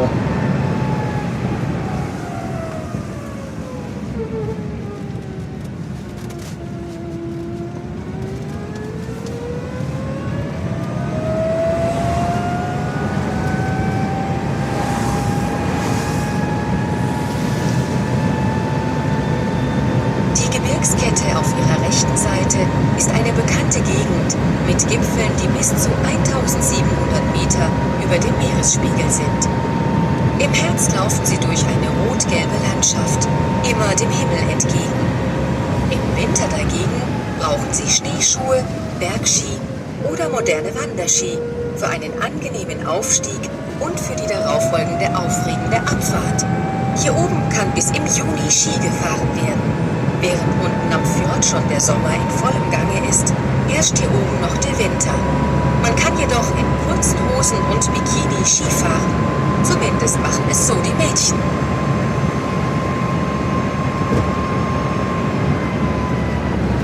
Versteht ihr die Ansagen ganz gut? Also nicht, dass ich jetzt eure Antwort lesen könnte, aber ich will ja mal höflich sein und fragen.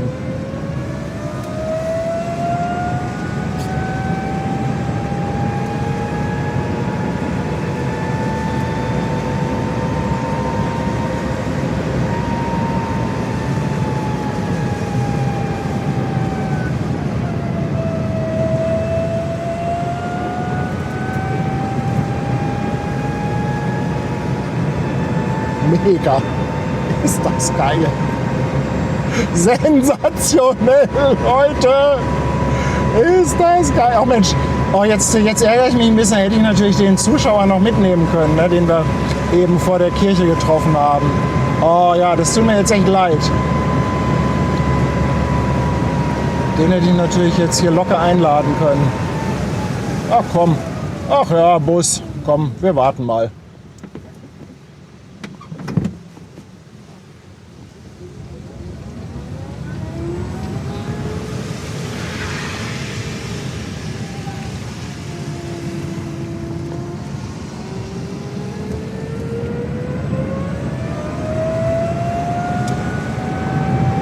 Also die Dinger sind Zweisitzer, man sitzt dann hintereinander. Wie viel Platz jetzt hinten ist, weiß ich natürlich nicht. Ich habe den Sitz ganz zurück bei meinen langen Beinen. Aber ich sag mal, zu zweit wäre das Ding wahrscheinlich 10 km/h weniger.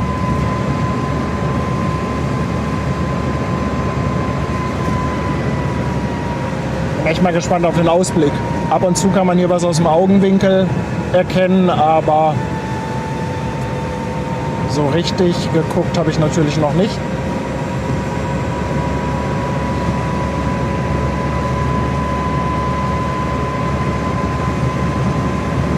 Ja, also der macht ziemlich gut seine 50 km/h den Berg hoch.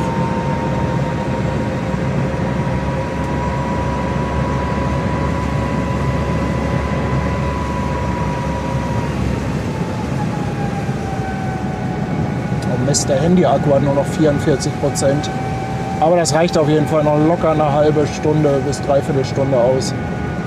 Wir wollen ja eigentlich auch nur einmal hochfahren, Foto machen, runter.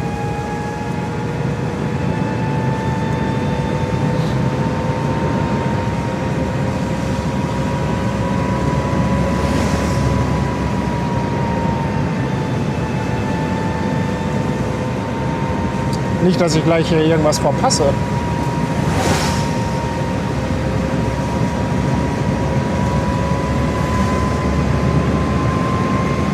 Irgendeine Ausfahrt, aber ich denke, es ging ja immer nur geradeaus. Ich meinte den Handy-Akku, nicht den Akku vom Auto.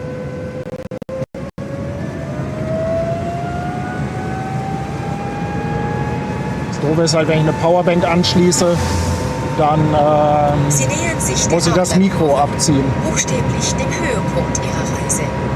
Sie sollten unbedingt hier anhalten. Achten Sie aber bitte auf den Verkehr. Dieser Aussichtspunkt ist auch ein Wahrzeichen, das zur norwegischen Tourismusinitiative Nationale Touristenstraße gehört. Von hier aus haben Sie einen wundervollen Blick auf die 7 Schwestern, eine Reihe von Wasserfällen, die 300 Meter tief in den Fjord stürzen. Wenn Sie genau hinschauen, können Sie einen kleinen Bauernhof am Bergvorsprung neben den Wasserfällen erkennen. Es gibt sehr viele verlassene Fjordhöfe wie diesen hier in der Gegend. Darüber werden wir Ihnen dann später mehr erzählen. Nun sollten Sie Ihre Kamera nehmen und diesen wunderschönen Augenblick festhalten. Ich komme, Leute. So, hier waren irgendwo Parkplätze.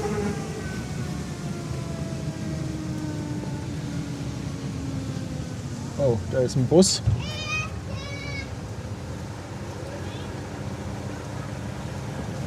Komme ich da rein?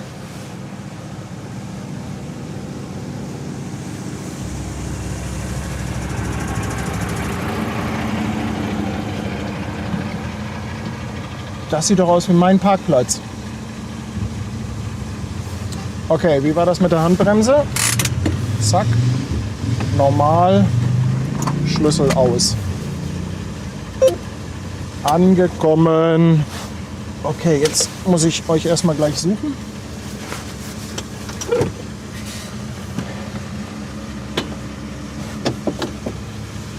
Hey, mit Flügeltüren hier. Oh, geil wie im Lamborghini. Wie in der Lamborghini.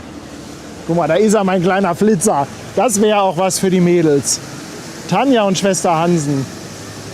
Das wird euch richtig Spaß machen, ihr Diggers. So, ich schnapp euch mal. Ich schnapp mal den Rucksack.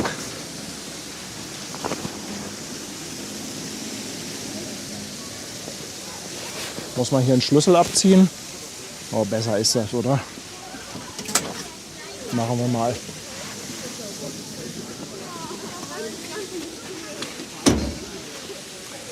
Wie lange habe ich denn jetzt hier hochgebraucht? So, ich bin wieder bei euch. Also ich habe auch eine Powerbank mit. Das Problem ist halt, wenn ich das Handy zwischendurch aufladen will, müsste ich das Mikro abziehen. Dann hätten wir halt ein bisschen schlechten Ton. Würde im Notfall funktionieren. Kann man machen, aber würde ich versuchen zu vermeiden. Also 15 Minuten haben wir raufgebraucht. Das heißt, wir können jetzt ja bequem hier oben gucken. Ach, guck mal, da sehe ich schon die 7 Schwestern.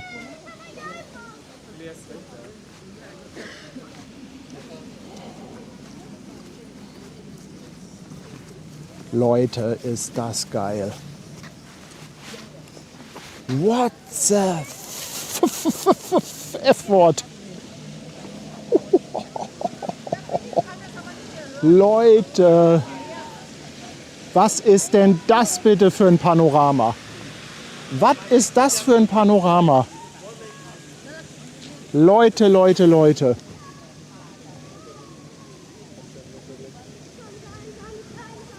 Also, das ist ja ein bisschen mehr als sensationell. Ich bin ganz außer Atem, obwohl ich gar nicht gelaufen bin. Oh, ey, jetzt guckt euch das mal an hier. Der ganze Fjord. Alter, ey, ich bin völlig geflasht. Ich bin völlig geflasht. Und da hinten seht ihr die 7 Schwester Hansen. Und oh, guck mal mit dem Schnee oben. Eskalation, absolute Eskalation. Leute, hier im Chat ist ja auch einiges noch passiert, Mensch. Da muss ich jetzt auch gleich erstmal reingucken. Oh, hier sind wieder einige Beteiligungen an dem Twizy. Ich will mal kurz schauen. Wow, wo waren wir denn hier stehen geblieben? Eigentlich, ich glaube... Wir hatten Brigitte Wennemann hatten wir, Sven und Thor. Nee, Moment. Astrid und Volker hatten wir, glaube ich, schon. Brigitte Wennemann mit 2 Euro. Sven und Thorsten, schönen Tag und genieße das Auslaufen. Danke, danke. Ralf S. aus A, 2 Euro Superchat. Kai Uwe, 6 Monate dabei mit einem Prime-Sub. Stronghold, 2 Monate dabei mit einem Prime-Sub. Ey, Sven, Digga, sag mal, 88 Euro per PayPal. Sven spendiert die Tour. Alter, bist du geil. Fettes Dankeschön, Sven. Familie Dominik Hotz, auch nochmal 10 Euro. Vielen, vielen Dank dafür. Also die Fahrt, die war doch wirklich klasse, oder? Markus Lamm, 21 Monate dabei. Jeder Monat ist Gold wert. Und Jürgen Berz lässt auch 10 Euro Superchat da. Vielen Dank. Hansi auch nochmal 2 Euro. Und Guido lässt Twizzy Zuschlag da. Genauso wie Michael Keller, ihr Lieben. Mega. Ich gehe mal aufs Weitwinkel.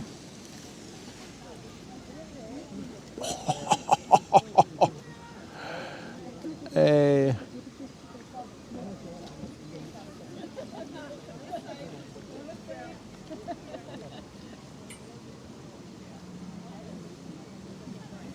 Mir fehlen die Worte. Mir fehlen echt die Worte. Mann, ey, danke, danke, danke für alle, die gesagt haben, ich soll das unbedingt machen. Also wirklich, das ist ja... Also, wenn ich das nicht gemacht hätte, wäre ich ja der Honk des Tages.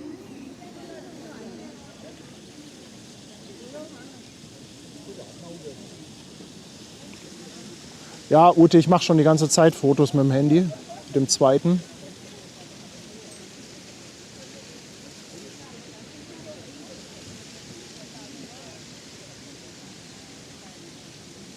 Und wettermäßig haben wir jetzt natürlich auch ein Riesenglück. Ey, wie muss das aussehen? Ich sagte, wettermäßig haben wir Glück und es fängt an zu regnen. Ey, wie muss das aussehen, wenn jetzt hier so ein Kreuzfahrtschiff reinkommt?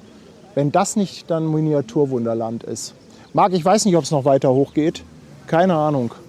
Aber das hier ist wohl so der Aussichtspunkt. Ja, die Straße geht weiter. Es geht auf jeden Fall weiter hoch. Aber ob es noch mal so einen Spot gibt, das weiß ich nicht. Da hinten haben wir die 7 Schwestern. Boah.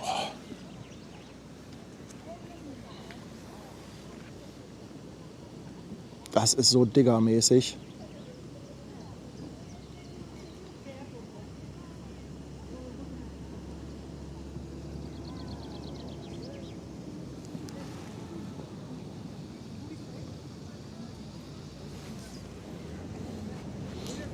Moment.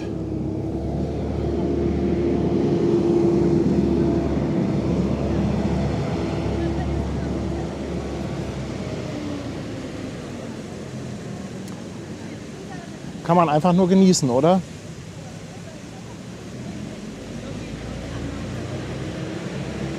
Madeleine sagt, lohnt sich nicht weiter hochzufahren. Dankeschön. Was sagte das Netz bei der Fahrt nach oben? War das ganz okay oder hatten wir da Probleme? Also für alle, die das nicht mitbekommen haben, die 7 Schwestern, das sind diese Wasserfälle da hinten. Von hier sieht das so ein bisschen aus, als wenn das einer ist. Das sind aber im Idealfall 7 nebeneinander. Hängt etwas davon ab, wie viel Schnee auf den Bergen liegt. Also heute Morgen, als wir vorbeigefahren sind, habe ich 5 gezählt und so einen ganz, ganz lückenkleinen. Habe ich gesagt 5,5. Und gegenüber ist dann noch ein Wasserfall, der Freier. Den sieht man jetzt allerdings nicht.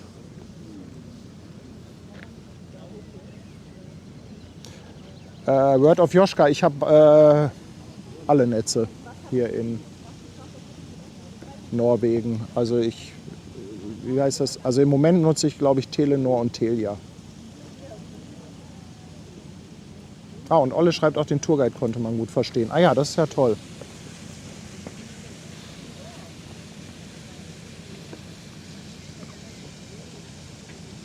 Dann können wir ja gleich wieder runterfahren und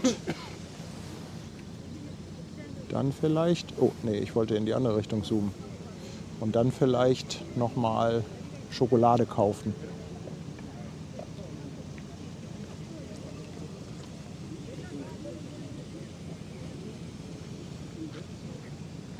Guck mal, ich krieg's fast drauf. Ich krieg fast den ganzen Bogen drauf mit dem Weitwinkel.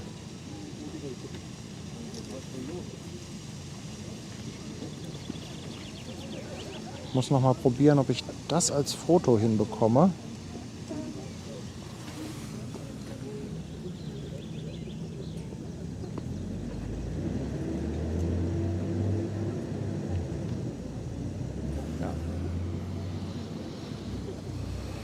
Oh, Andi motiviert mich für den Abstieg.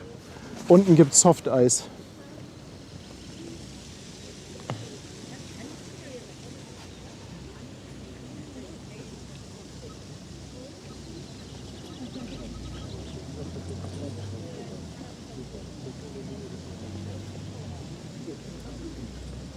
Stimmt, Tom. Panoramafunktion am Handy.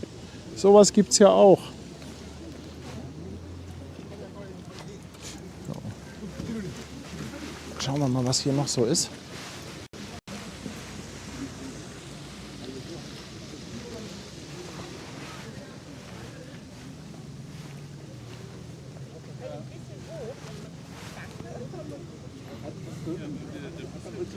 Oh, wir wurden schon wieder geratet von K33P Cool. Willkommen an Bord. Willkommen an Bord. Rudi 16 hat auch noch mal 11,99 rausgehauen. Dankeschön. Sabine Moseberg, auch 2 Euro Superchat. Herzlichen Dank. Amazing Humia, 5 Euro. Hey Paddy, hey Hamburg Hafen Live Team, danke für den Aufwand, den ihr betreibt, egal ob im Hafen oder auf der Kreuzfahrt. Danke für die Umsetzung und fürs Mitnehmen im Twizy, auf den Schleppern oder der Barkasse. Super lieb von euch. Herzlichen Dank. 3 Euro kommen von Guido. Halbe Wasserfälle. Watten, Tüdelkrab. Mensch, da bist du ja schon wieder, mein Lieber. Doch. Schlüssel an der, Ja, komm, jetzt kriegst du mal einen Schlüssel an der hier, ne? Eine Landratte, du. Viel Spaß noch. Haben wir vorhin schon ganz am Anfang des Dorfs getroffen. Ich gehe hier noch mal so ein bisschen rum.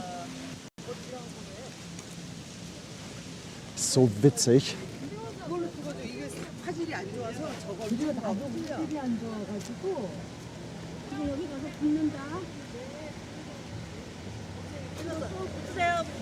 Jetzt scheint das Netz gerade etwas zu zicken.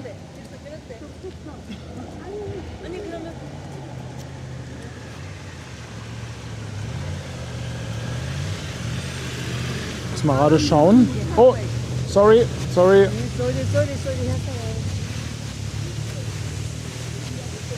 Hier geht es wieder etwas besser mit dem Netz. Ach ja, da ist doch auch mein Mast. Ist das ein Mobilfunkmast? Sieht so aus, oder?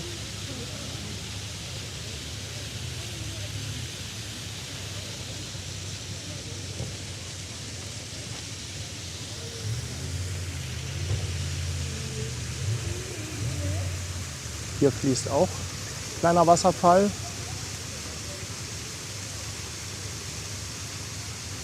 Betzeboy sagt, ich muss hier noch mal mit Lufthansen hin.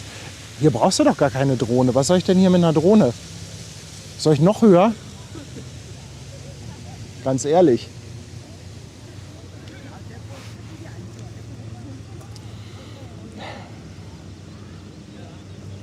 €5 kommt noch mal per PayPal von Anonymous und Michael G.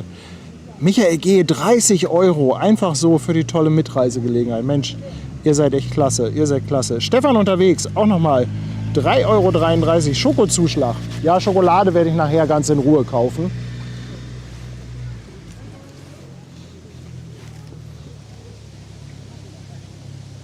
Genau, Karin, ich bin besser als eine Drohne. Ja, also ganz ehrlich, ne? Du brauchst keine Drohne, wenn du hier oben bist. Mit einer Drohne hätte ich mir die Fahrt hier hochgespart. Aber da ist auch die Frage, ob das mit der Reichweite... Ja, Reichweite doch, das müsste mit der neuen, die ich habe, müsste man hier hochkommen. Aber auch in Norwegen gelten ja gewisse Gesetze. Wisst ihr, wie hoch ich hier bin? Irgendjemand von euch kann doch bestimmt sagen, wie hoch man hier ist.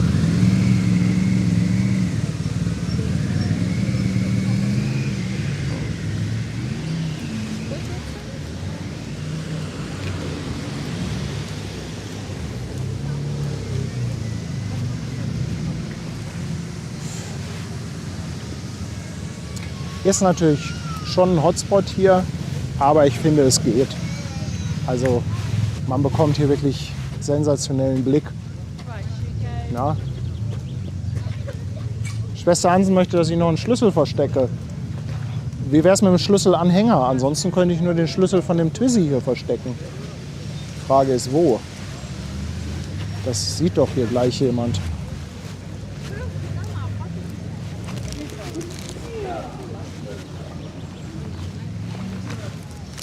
Das Auto kann ich auch von der Steuer absetzen. Ja, Kai, danke. Guck mal, hier ist auch noch mal so eine Felsgeschichte. Ach, guck mal hier. Ich habe sogar noch einen Schlepper. Guck mal. Guck mal da. Da drin ist er. Hoffentlich hat das jetzt keiner gesehen. Also da. Da.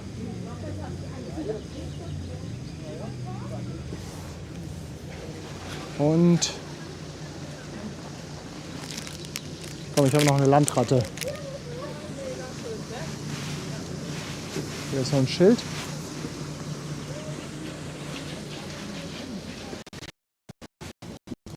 Den Schild.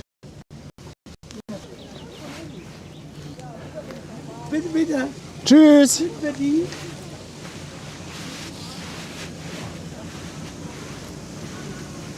So, jetzt bin ich da erstmal eingeparkt, aber ich werde mich mal langsam auf den Rückweg machen. Wie gesagt, das muss ein bisschen mit dem Akku haushalten. Im Moment ist alles noch im grünen Bereich. Aber, achso, die steigen gerade alle ein hier. Das ist auch eine AIDA-Fahrt. Hier ist mein Twizy. Ich lieb's jetzt schon. Ich liebe es jetzt schon. So, wie ging das auf? So. Beim Verstecken hatten wir Aussetzer. Ei, ei, ei, ei. Na, das tut mir jetzt leid. Aber ist auch so machbar. Hatte ich die 37?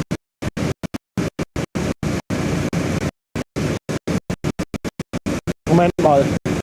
Nein, ich habe steht auf dem Schlüssel drauf.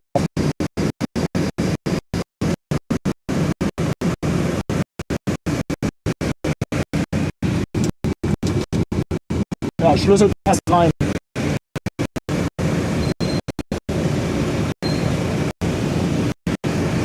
Nee, steht auf dem Schlüssel die Nummer.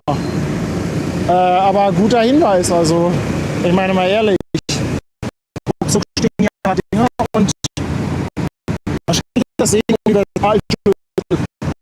Ich schmeiße einfach einen Stecker hinten drauf, jetzt muss ich, dass der Bus weg ist.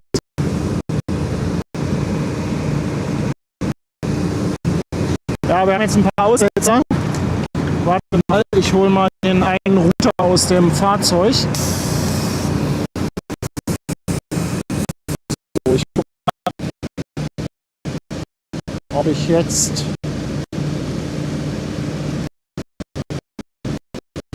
Ja, Empfang ist gerade ein bisschen wackelig. Etwas wackelig gerade.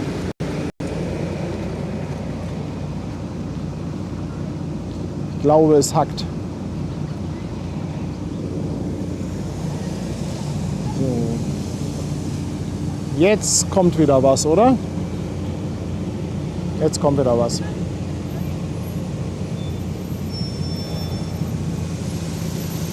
Oh, der Bus fährt weg. Ach, im Bus winken sie auch. Die ganzen AIDA Hamburg-Hafen Live-Zuschauer. Wie cool ist das denn? Okay. Leute. nach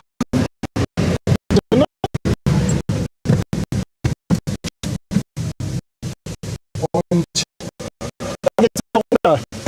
Hoffen wir, dass ich dann noch das Problem mit den Aussetzern erledigt.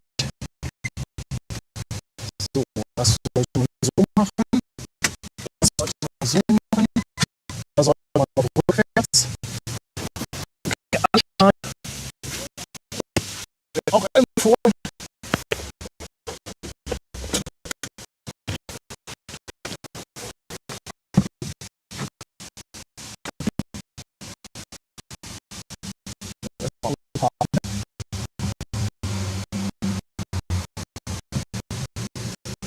Die kommen ja erstmal alle weg.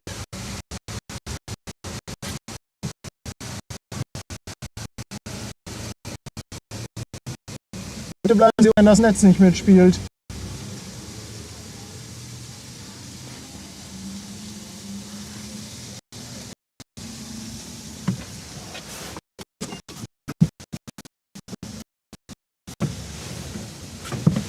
So, alles frei. So, ich hoffe mal, ich bin gleich wieder da.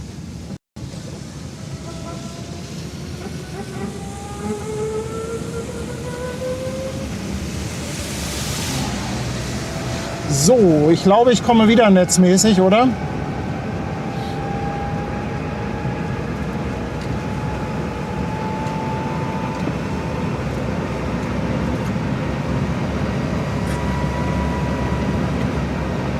Das war aber auch wirklich ein ganz toter Punkt da eben, wo ich geparkt habe. Das war echt eine tote Ecke. War ganz komisch. Beide Netze waren da weg.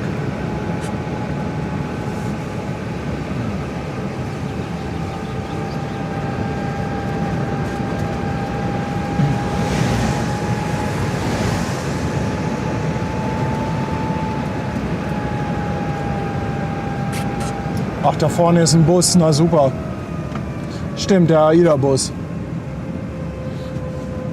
Haben Sie den Fjordhof am Wasserfall gesehen? Ja, Denken Sie nicht auch, es ist ein schwindelerregender, gefährlicher Platz? absolut. Kein Wunder, dass auf manchen Höfen die Kinder mit einem Seil befestigt wurden, um beim Spielen nicht in den Fjord zu fallen.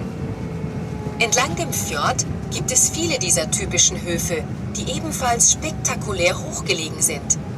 Manche sind fast unerreichbar, zumindest für den Steuereintreiber und für den Sheriff. Wer früher hier lebte, verwertete alles bis ins Kleinste und nichts wurde verschwendet. Die meisten Fjordhöfe wurden um Mitte 1900 verlassen. Die Zeit verging, doch die herrlich restaurierten Gebäude blieben erhalten und erinnern uns daran, dass es möglich ist, ein Leben im Einklang mit der Natur zu führen.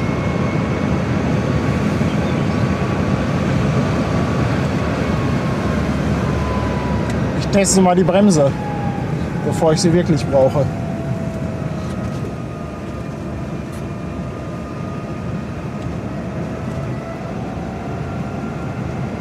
Oh, war das cool. Mann, ey, danke Leute, danke, danke. Ihr seid echt die Besten, dass ihr mich hier wieder hochgejagt habt. Ihr seid echt die Besten.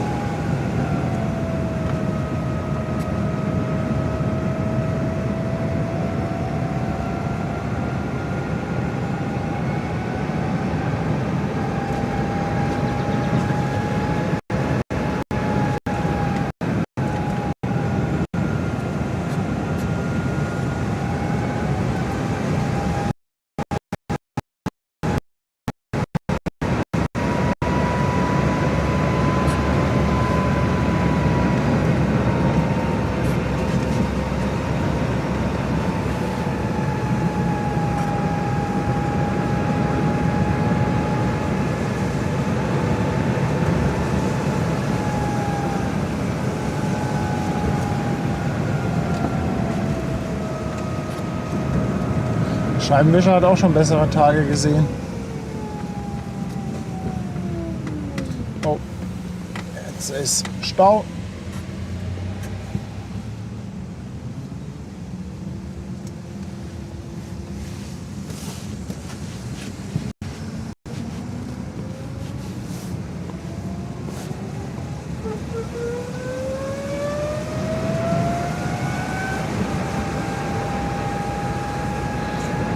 Runter wird der Akku wieder aufgeladen.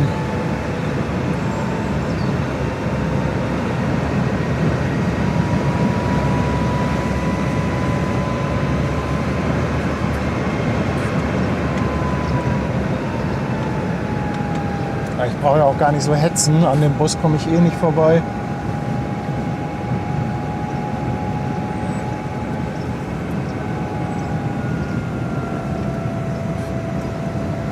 Jetzt habe ich mir aber mein Mittagessen verdient.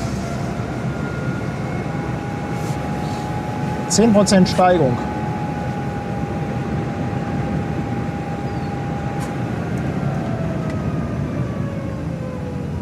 Guck mal, da geht noch ein Privatweg hoch.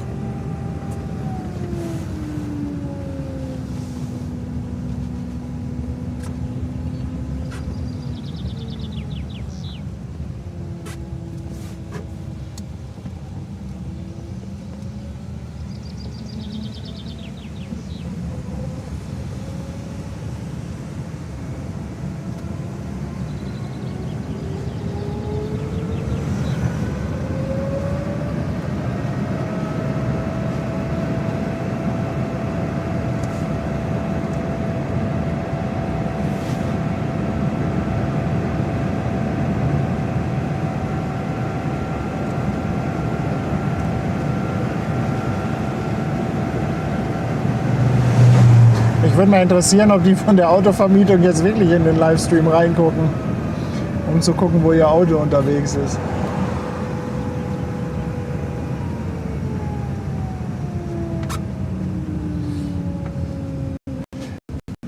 Ja, natürlich ist es Gefälle, aber wenn man in die andere Richtung fährt, ist es Steigung.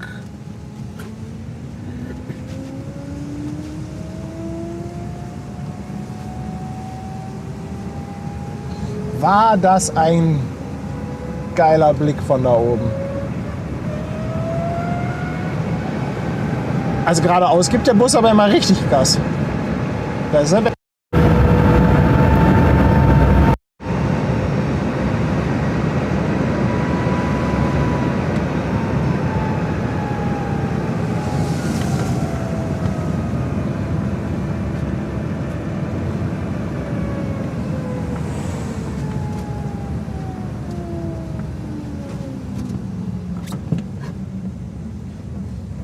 Also diese Autos sind klasse. Wirklich, muss ich jetzt mal sagen. Ich bin noch nie so ein Ding gefahren.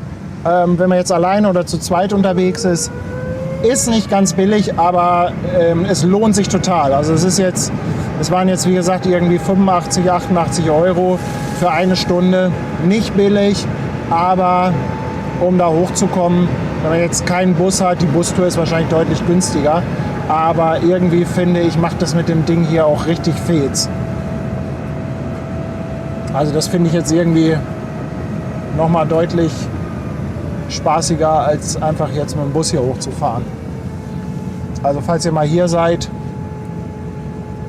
einige von euch hatten es ja empfohlen, haben auch gesagt, nimm unbedingt das Twizy. Und ich bin wirklich froh, dass ich auf euch gehört habe.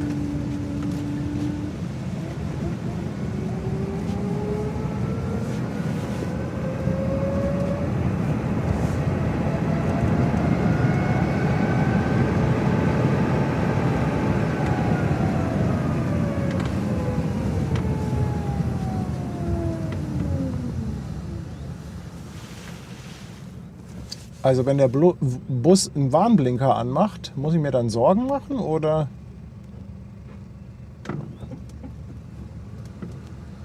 heißt das, der will da jetzt parken? Oder es ist Gegenverkehr.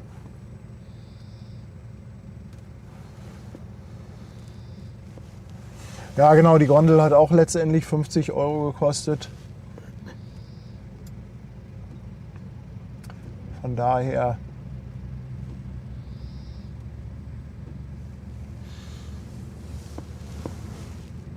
macht man ja auch nicht jeden Tag. Ach so, hier ist gut Gegenverkehr, deshalb hatte der Bus den Warnblinker an. Ja, wahrscheinlich damit keiner auf die Idee kommt, dass ihn jetzt zu überholen. Oh, es sind schon 2 Busse.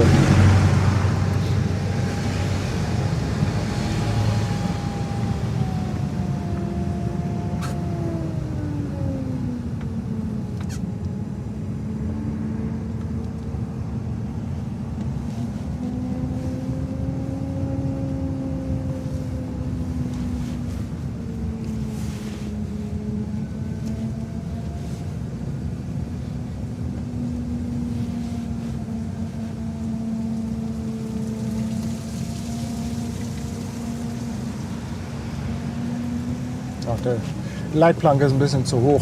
Hatte gehofft, da nochmal rüber zu filmen oder filmen zu können. Ja, aber lustig, irgendjemand von euch hatte ja auf der Webseite nachgeguckt. Da standen die Twizzys als ausgebucht. Aber da standen so viele rum, da dachte ich mir, komm. Beziehungsweise ihr habt ja gesagt, einfach mal fragen. Tanja hat auch noch mal gesagt, mach. Und die waren ja auch ganz nett da, fand ich.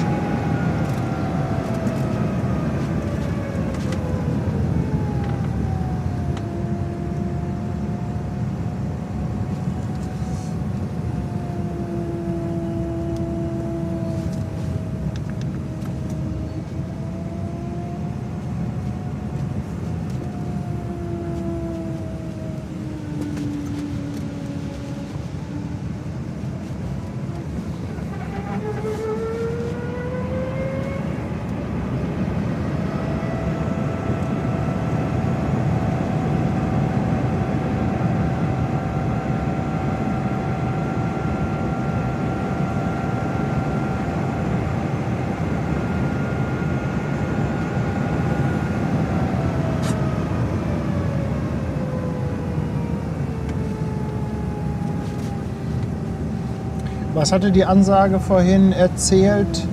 Waren das 11 Kurven? Irgendwie sowas, ne? 11 oder 12 von diesen Serpentinen oder Haarnadelkurven.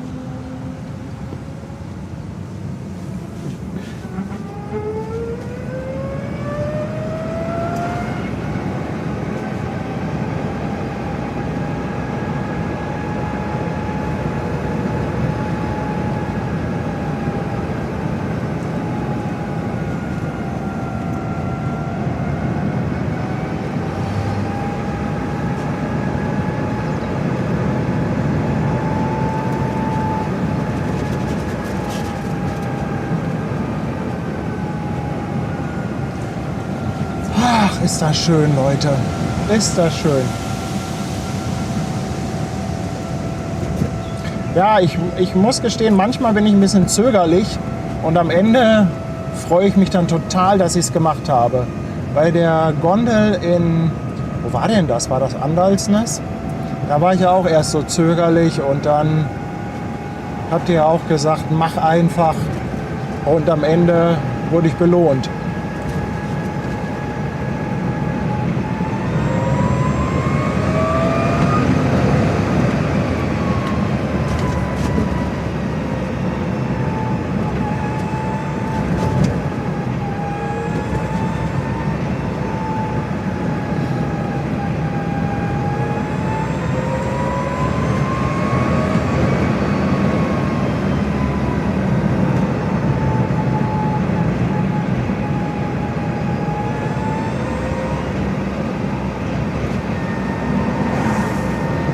Schönes Highlight auf dem Landgang.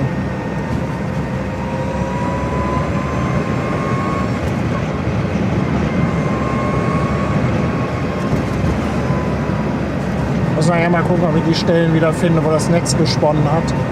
Kann ich die rausschneiden.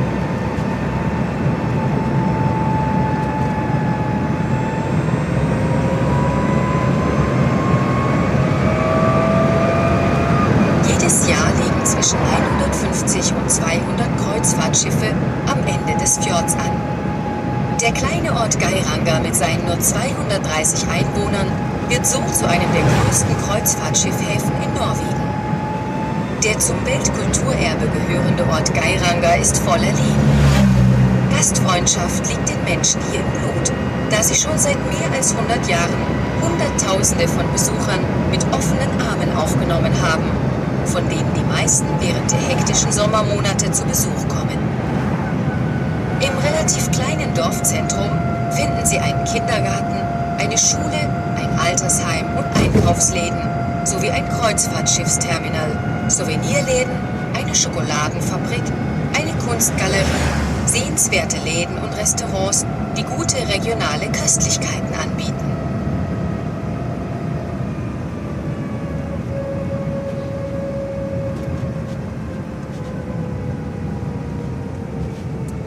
Jetzt sind wir wieder im Örtchen. Jetzt muss ich nur noch mal gucken, wo die Station war. Ich glaube, ich musste noch ein kleines Stück weiter. Ach, da hinten stehen die Autos schon. Ja, das kann nie alles vermietet gewesen sein. Also da stehen jetzt auch noch so viele rum.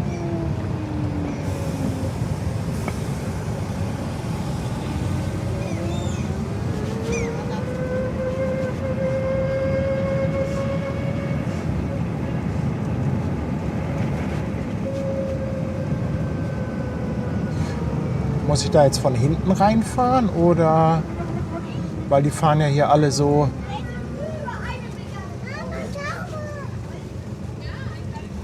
Ich hätte jetzt gedacht, da fährt man jetzt. Nee, das ist Quatsch hier von hinten rein.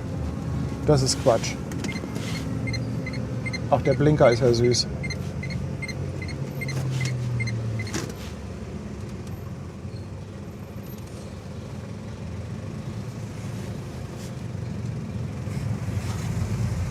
Okay.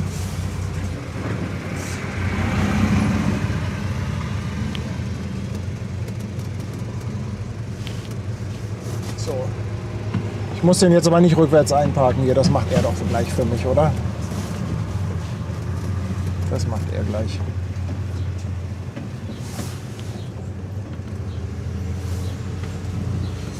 Okay, angekommen. Leute, was war das eine geile Tour. Richtig, richtig gut. Richtig gut. Sensationell. So. Oh.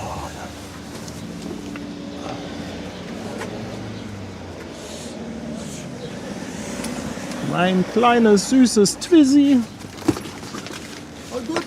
Very good. Very good. Very, very good.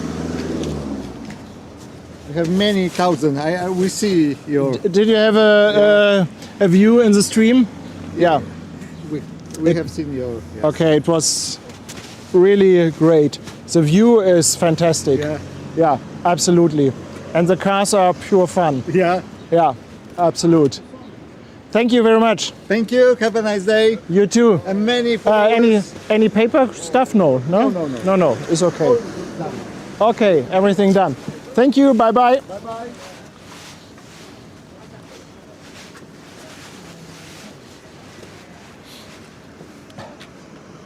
Oh. Mensch, wilder Ritt. Was für ein wilder Ritt.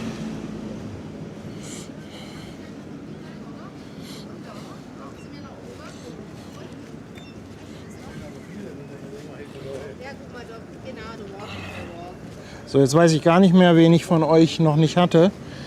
TomTom hatte auf jeden Fall. Ups, Stressrülpser. Hatte noch mal 5,99 rausgehauen. Moni 2 Euro. Sagt, die macht jetzt auch noch Geocaching. Ja, so ähnlich. Andreas hatte noch mal 5 Euro per PayPal rausgehauen. Stefan unterwegs. Ach ja, die 3,33, die hatten wir. Danke, danke. So, wo war die Schokolade?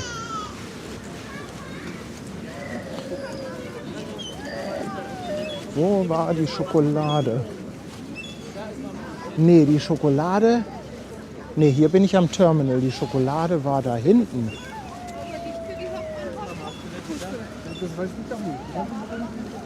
Dann muss ich hier in die Richtung gehen.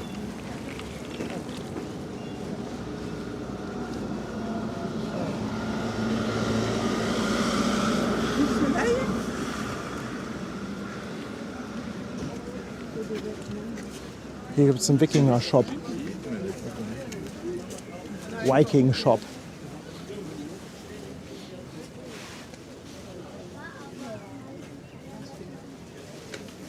Kann ich ein Füllhorn. Ein Trinkhorn.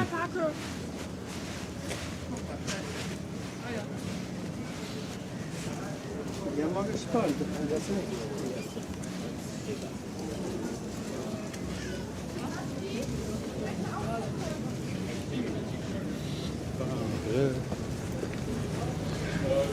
Vinjen Austet. Was auch immer das heißt. Ich soll einen Brownie essen, schreibt Tanja. Ach, ich habe jetzt ehrlich gesagt gar keine Lust hier zu essen.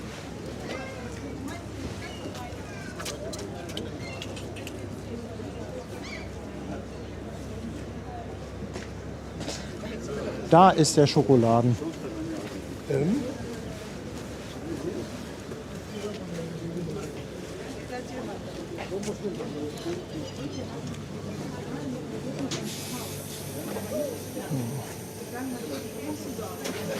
Mal gucken, wie es mit dem Empfang ist. Aber es sind ja Holzhütten.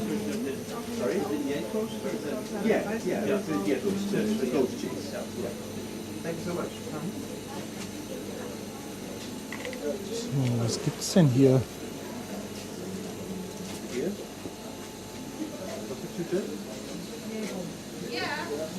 Okay.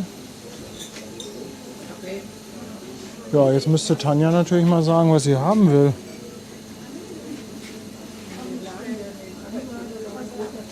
Ist das alles dunkle Schokolade? Hier ist ganz viel dunkle Schokolade.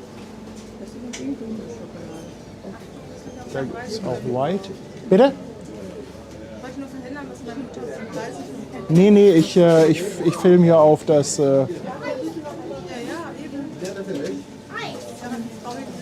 Entscheidung treffen.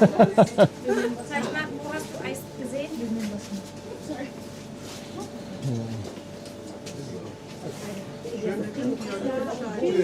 Also, ich schaue noch mal hier hinten. Was haben wir hier? Also ganz ehrlich, ich finde, also die Schokolade spricht mich jetzt nicht so mega an hier. Also, wie seht ihr das? Das war jetzt nichts, wo ich sofort gesagt habe, boah, ist das lecker. Überhaupt nicht. Hallo. Also, sorry, ganz ehrlich, Leute.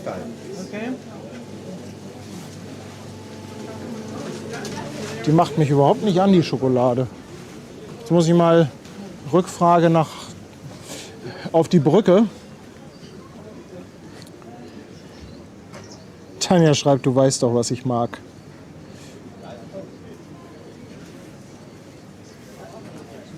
Ich glaube, ich werde da gleich noch mal in Ruhe reingehen.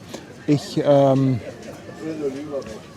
muss jetzt gleich den Stream beenden, weil der Akku so langsam am Ende ist. Und dann gehe ich da noch mal ganz in Ruhe rein. Ich bin immer so ein bisschen unentspannt, wenn ich die Kamera habe und da so viele Menschen sind. Dann werde ich jetzt gleich ganz in Ruhe etwas Mitbringsel shoppen. Aber ich glaube, das war doch schon cool, oder? Also mir hat das richtig Spaß gemacht. Mega geiler Stream. Ja genau, Tanja sagt später noch mal hin mit FaceTime. Genau, dann machen wir das nämlich direkt 1:1. Also heute Morgen mega einlaufen in den Geiranger Fjord. Jetzt die Fahrt da hoch. Ey Leute, was war das für ein Blick von da oben? Wir laufen aus um 17:30 Uhr. Das heißt, alle Mann an Bord 17 Uhr. Also Stream auch irgendwie so zwischen 17 und 17:15 Uhr. Ich werde den wieder höchstwahrscheinlich von meiner Kabine streamen, weil das einfach ja, mit der Musik etwas besser ist und die Qualität ist dann auch etwas besser. Ja, und ich kann nur sagen, vielen, vielen Dank, dass ihr mitgefahren seid. Marmark hat auch noch mal 15 Euro rausgehauen. Danke, danke, danke. Und hier kommt noch mal Spritgeld von Steffi, 11,99 für den Twizy. Danke, ihr Lieben. Ja, also ganz herzlichen Dank, dass ihr mitgefahren seid. Vielen, vielen Dank natürlich auch für diese fette Unterstützung. Da bist du ja schon wieder. Ja, moin. Danke für diese fette Unterstützung für unseren Kanal und natürlich auch ein dickes Dankeschön und ganz, ganz liebe Grüße an unsere Moderatoren und natürlich auch an Tanja. Ja, und dann hoffe ich, dass wir uns nachher wiedersehen. Ich werde jetzt erstmal hier ein bisschen easy machen, gleich ein bisschen was für Tanja shoppen. Dann gehe ich was essen und dann lege ich mich wahrscheinlich noch mal aufs Ohr bis es dann nachher weitergeht. Also macht's gut, ihr Lieben. Bis später.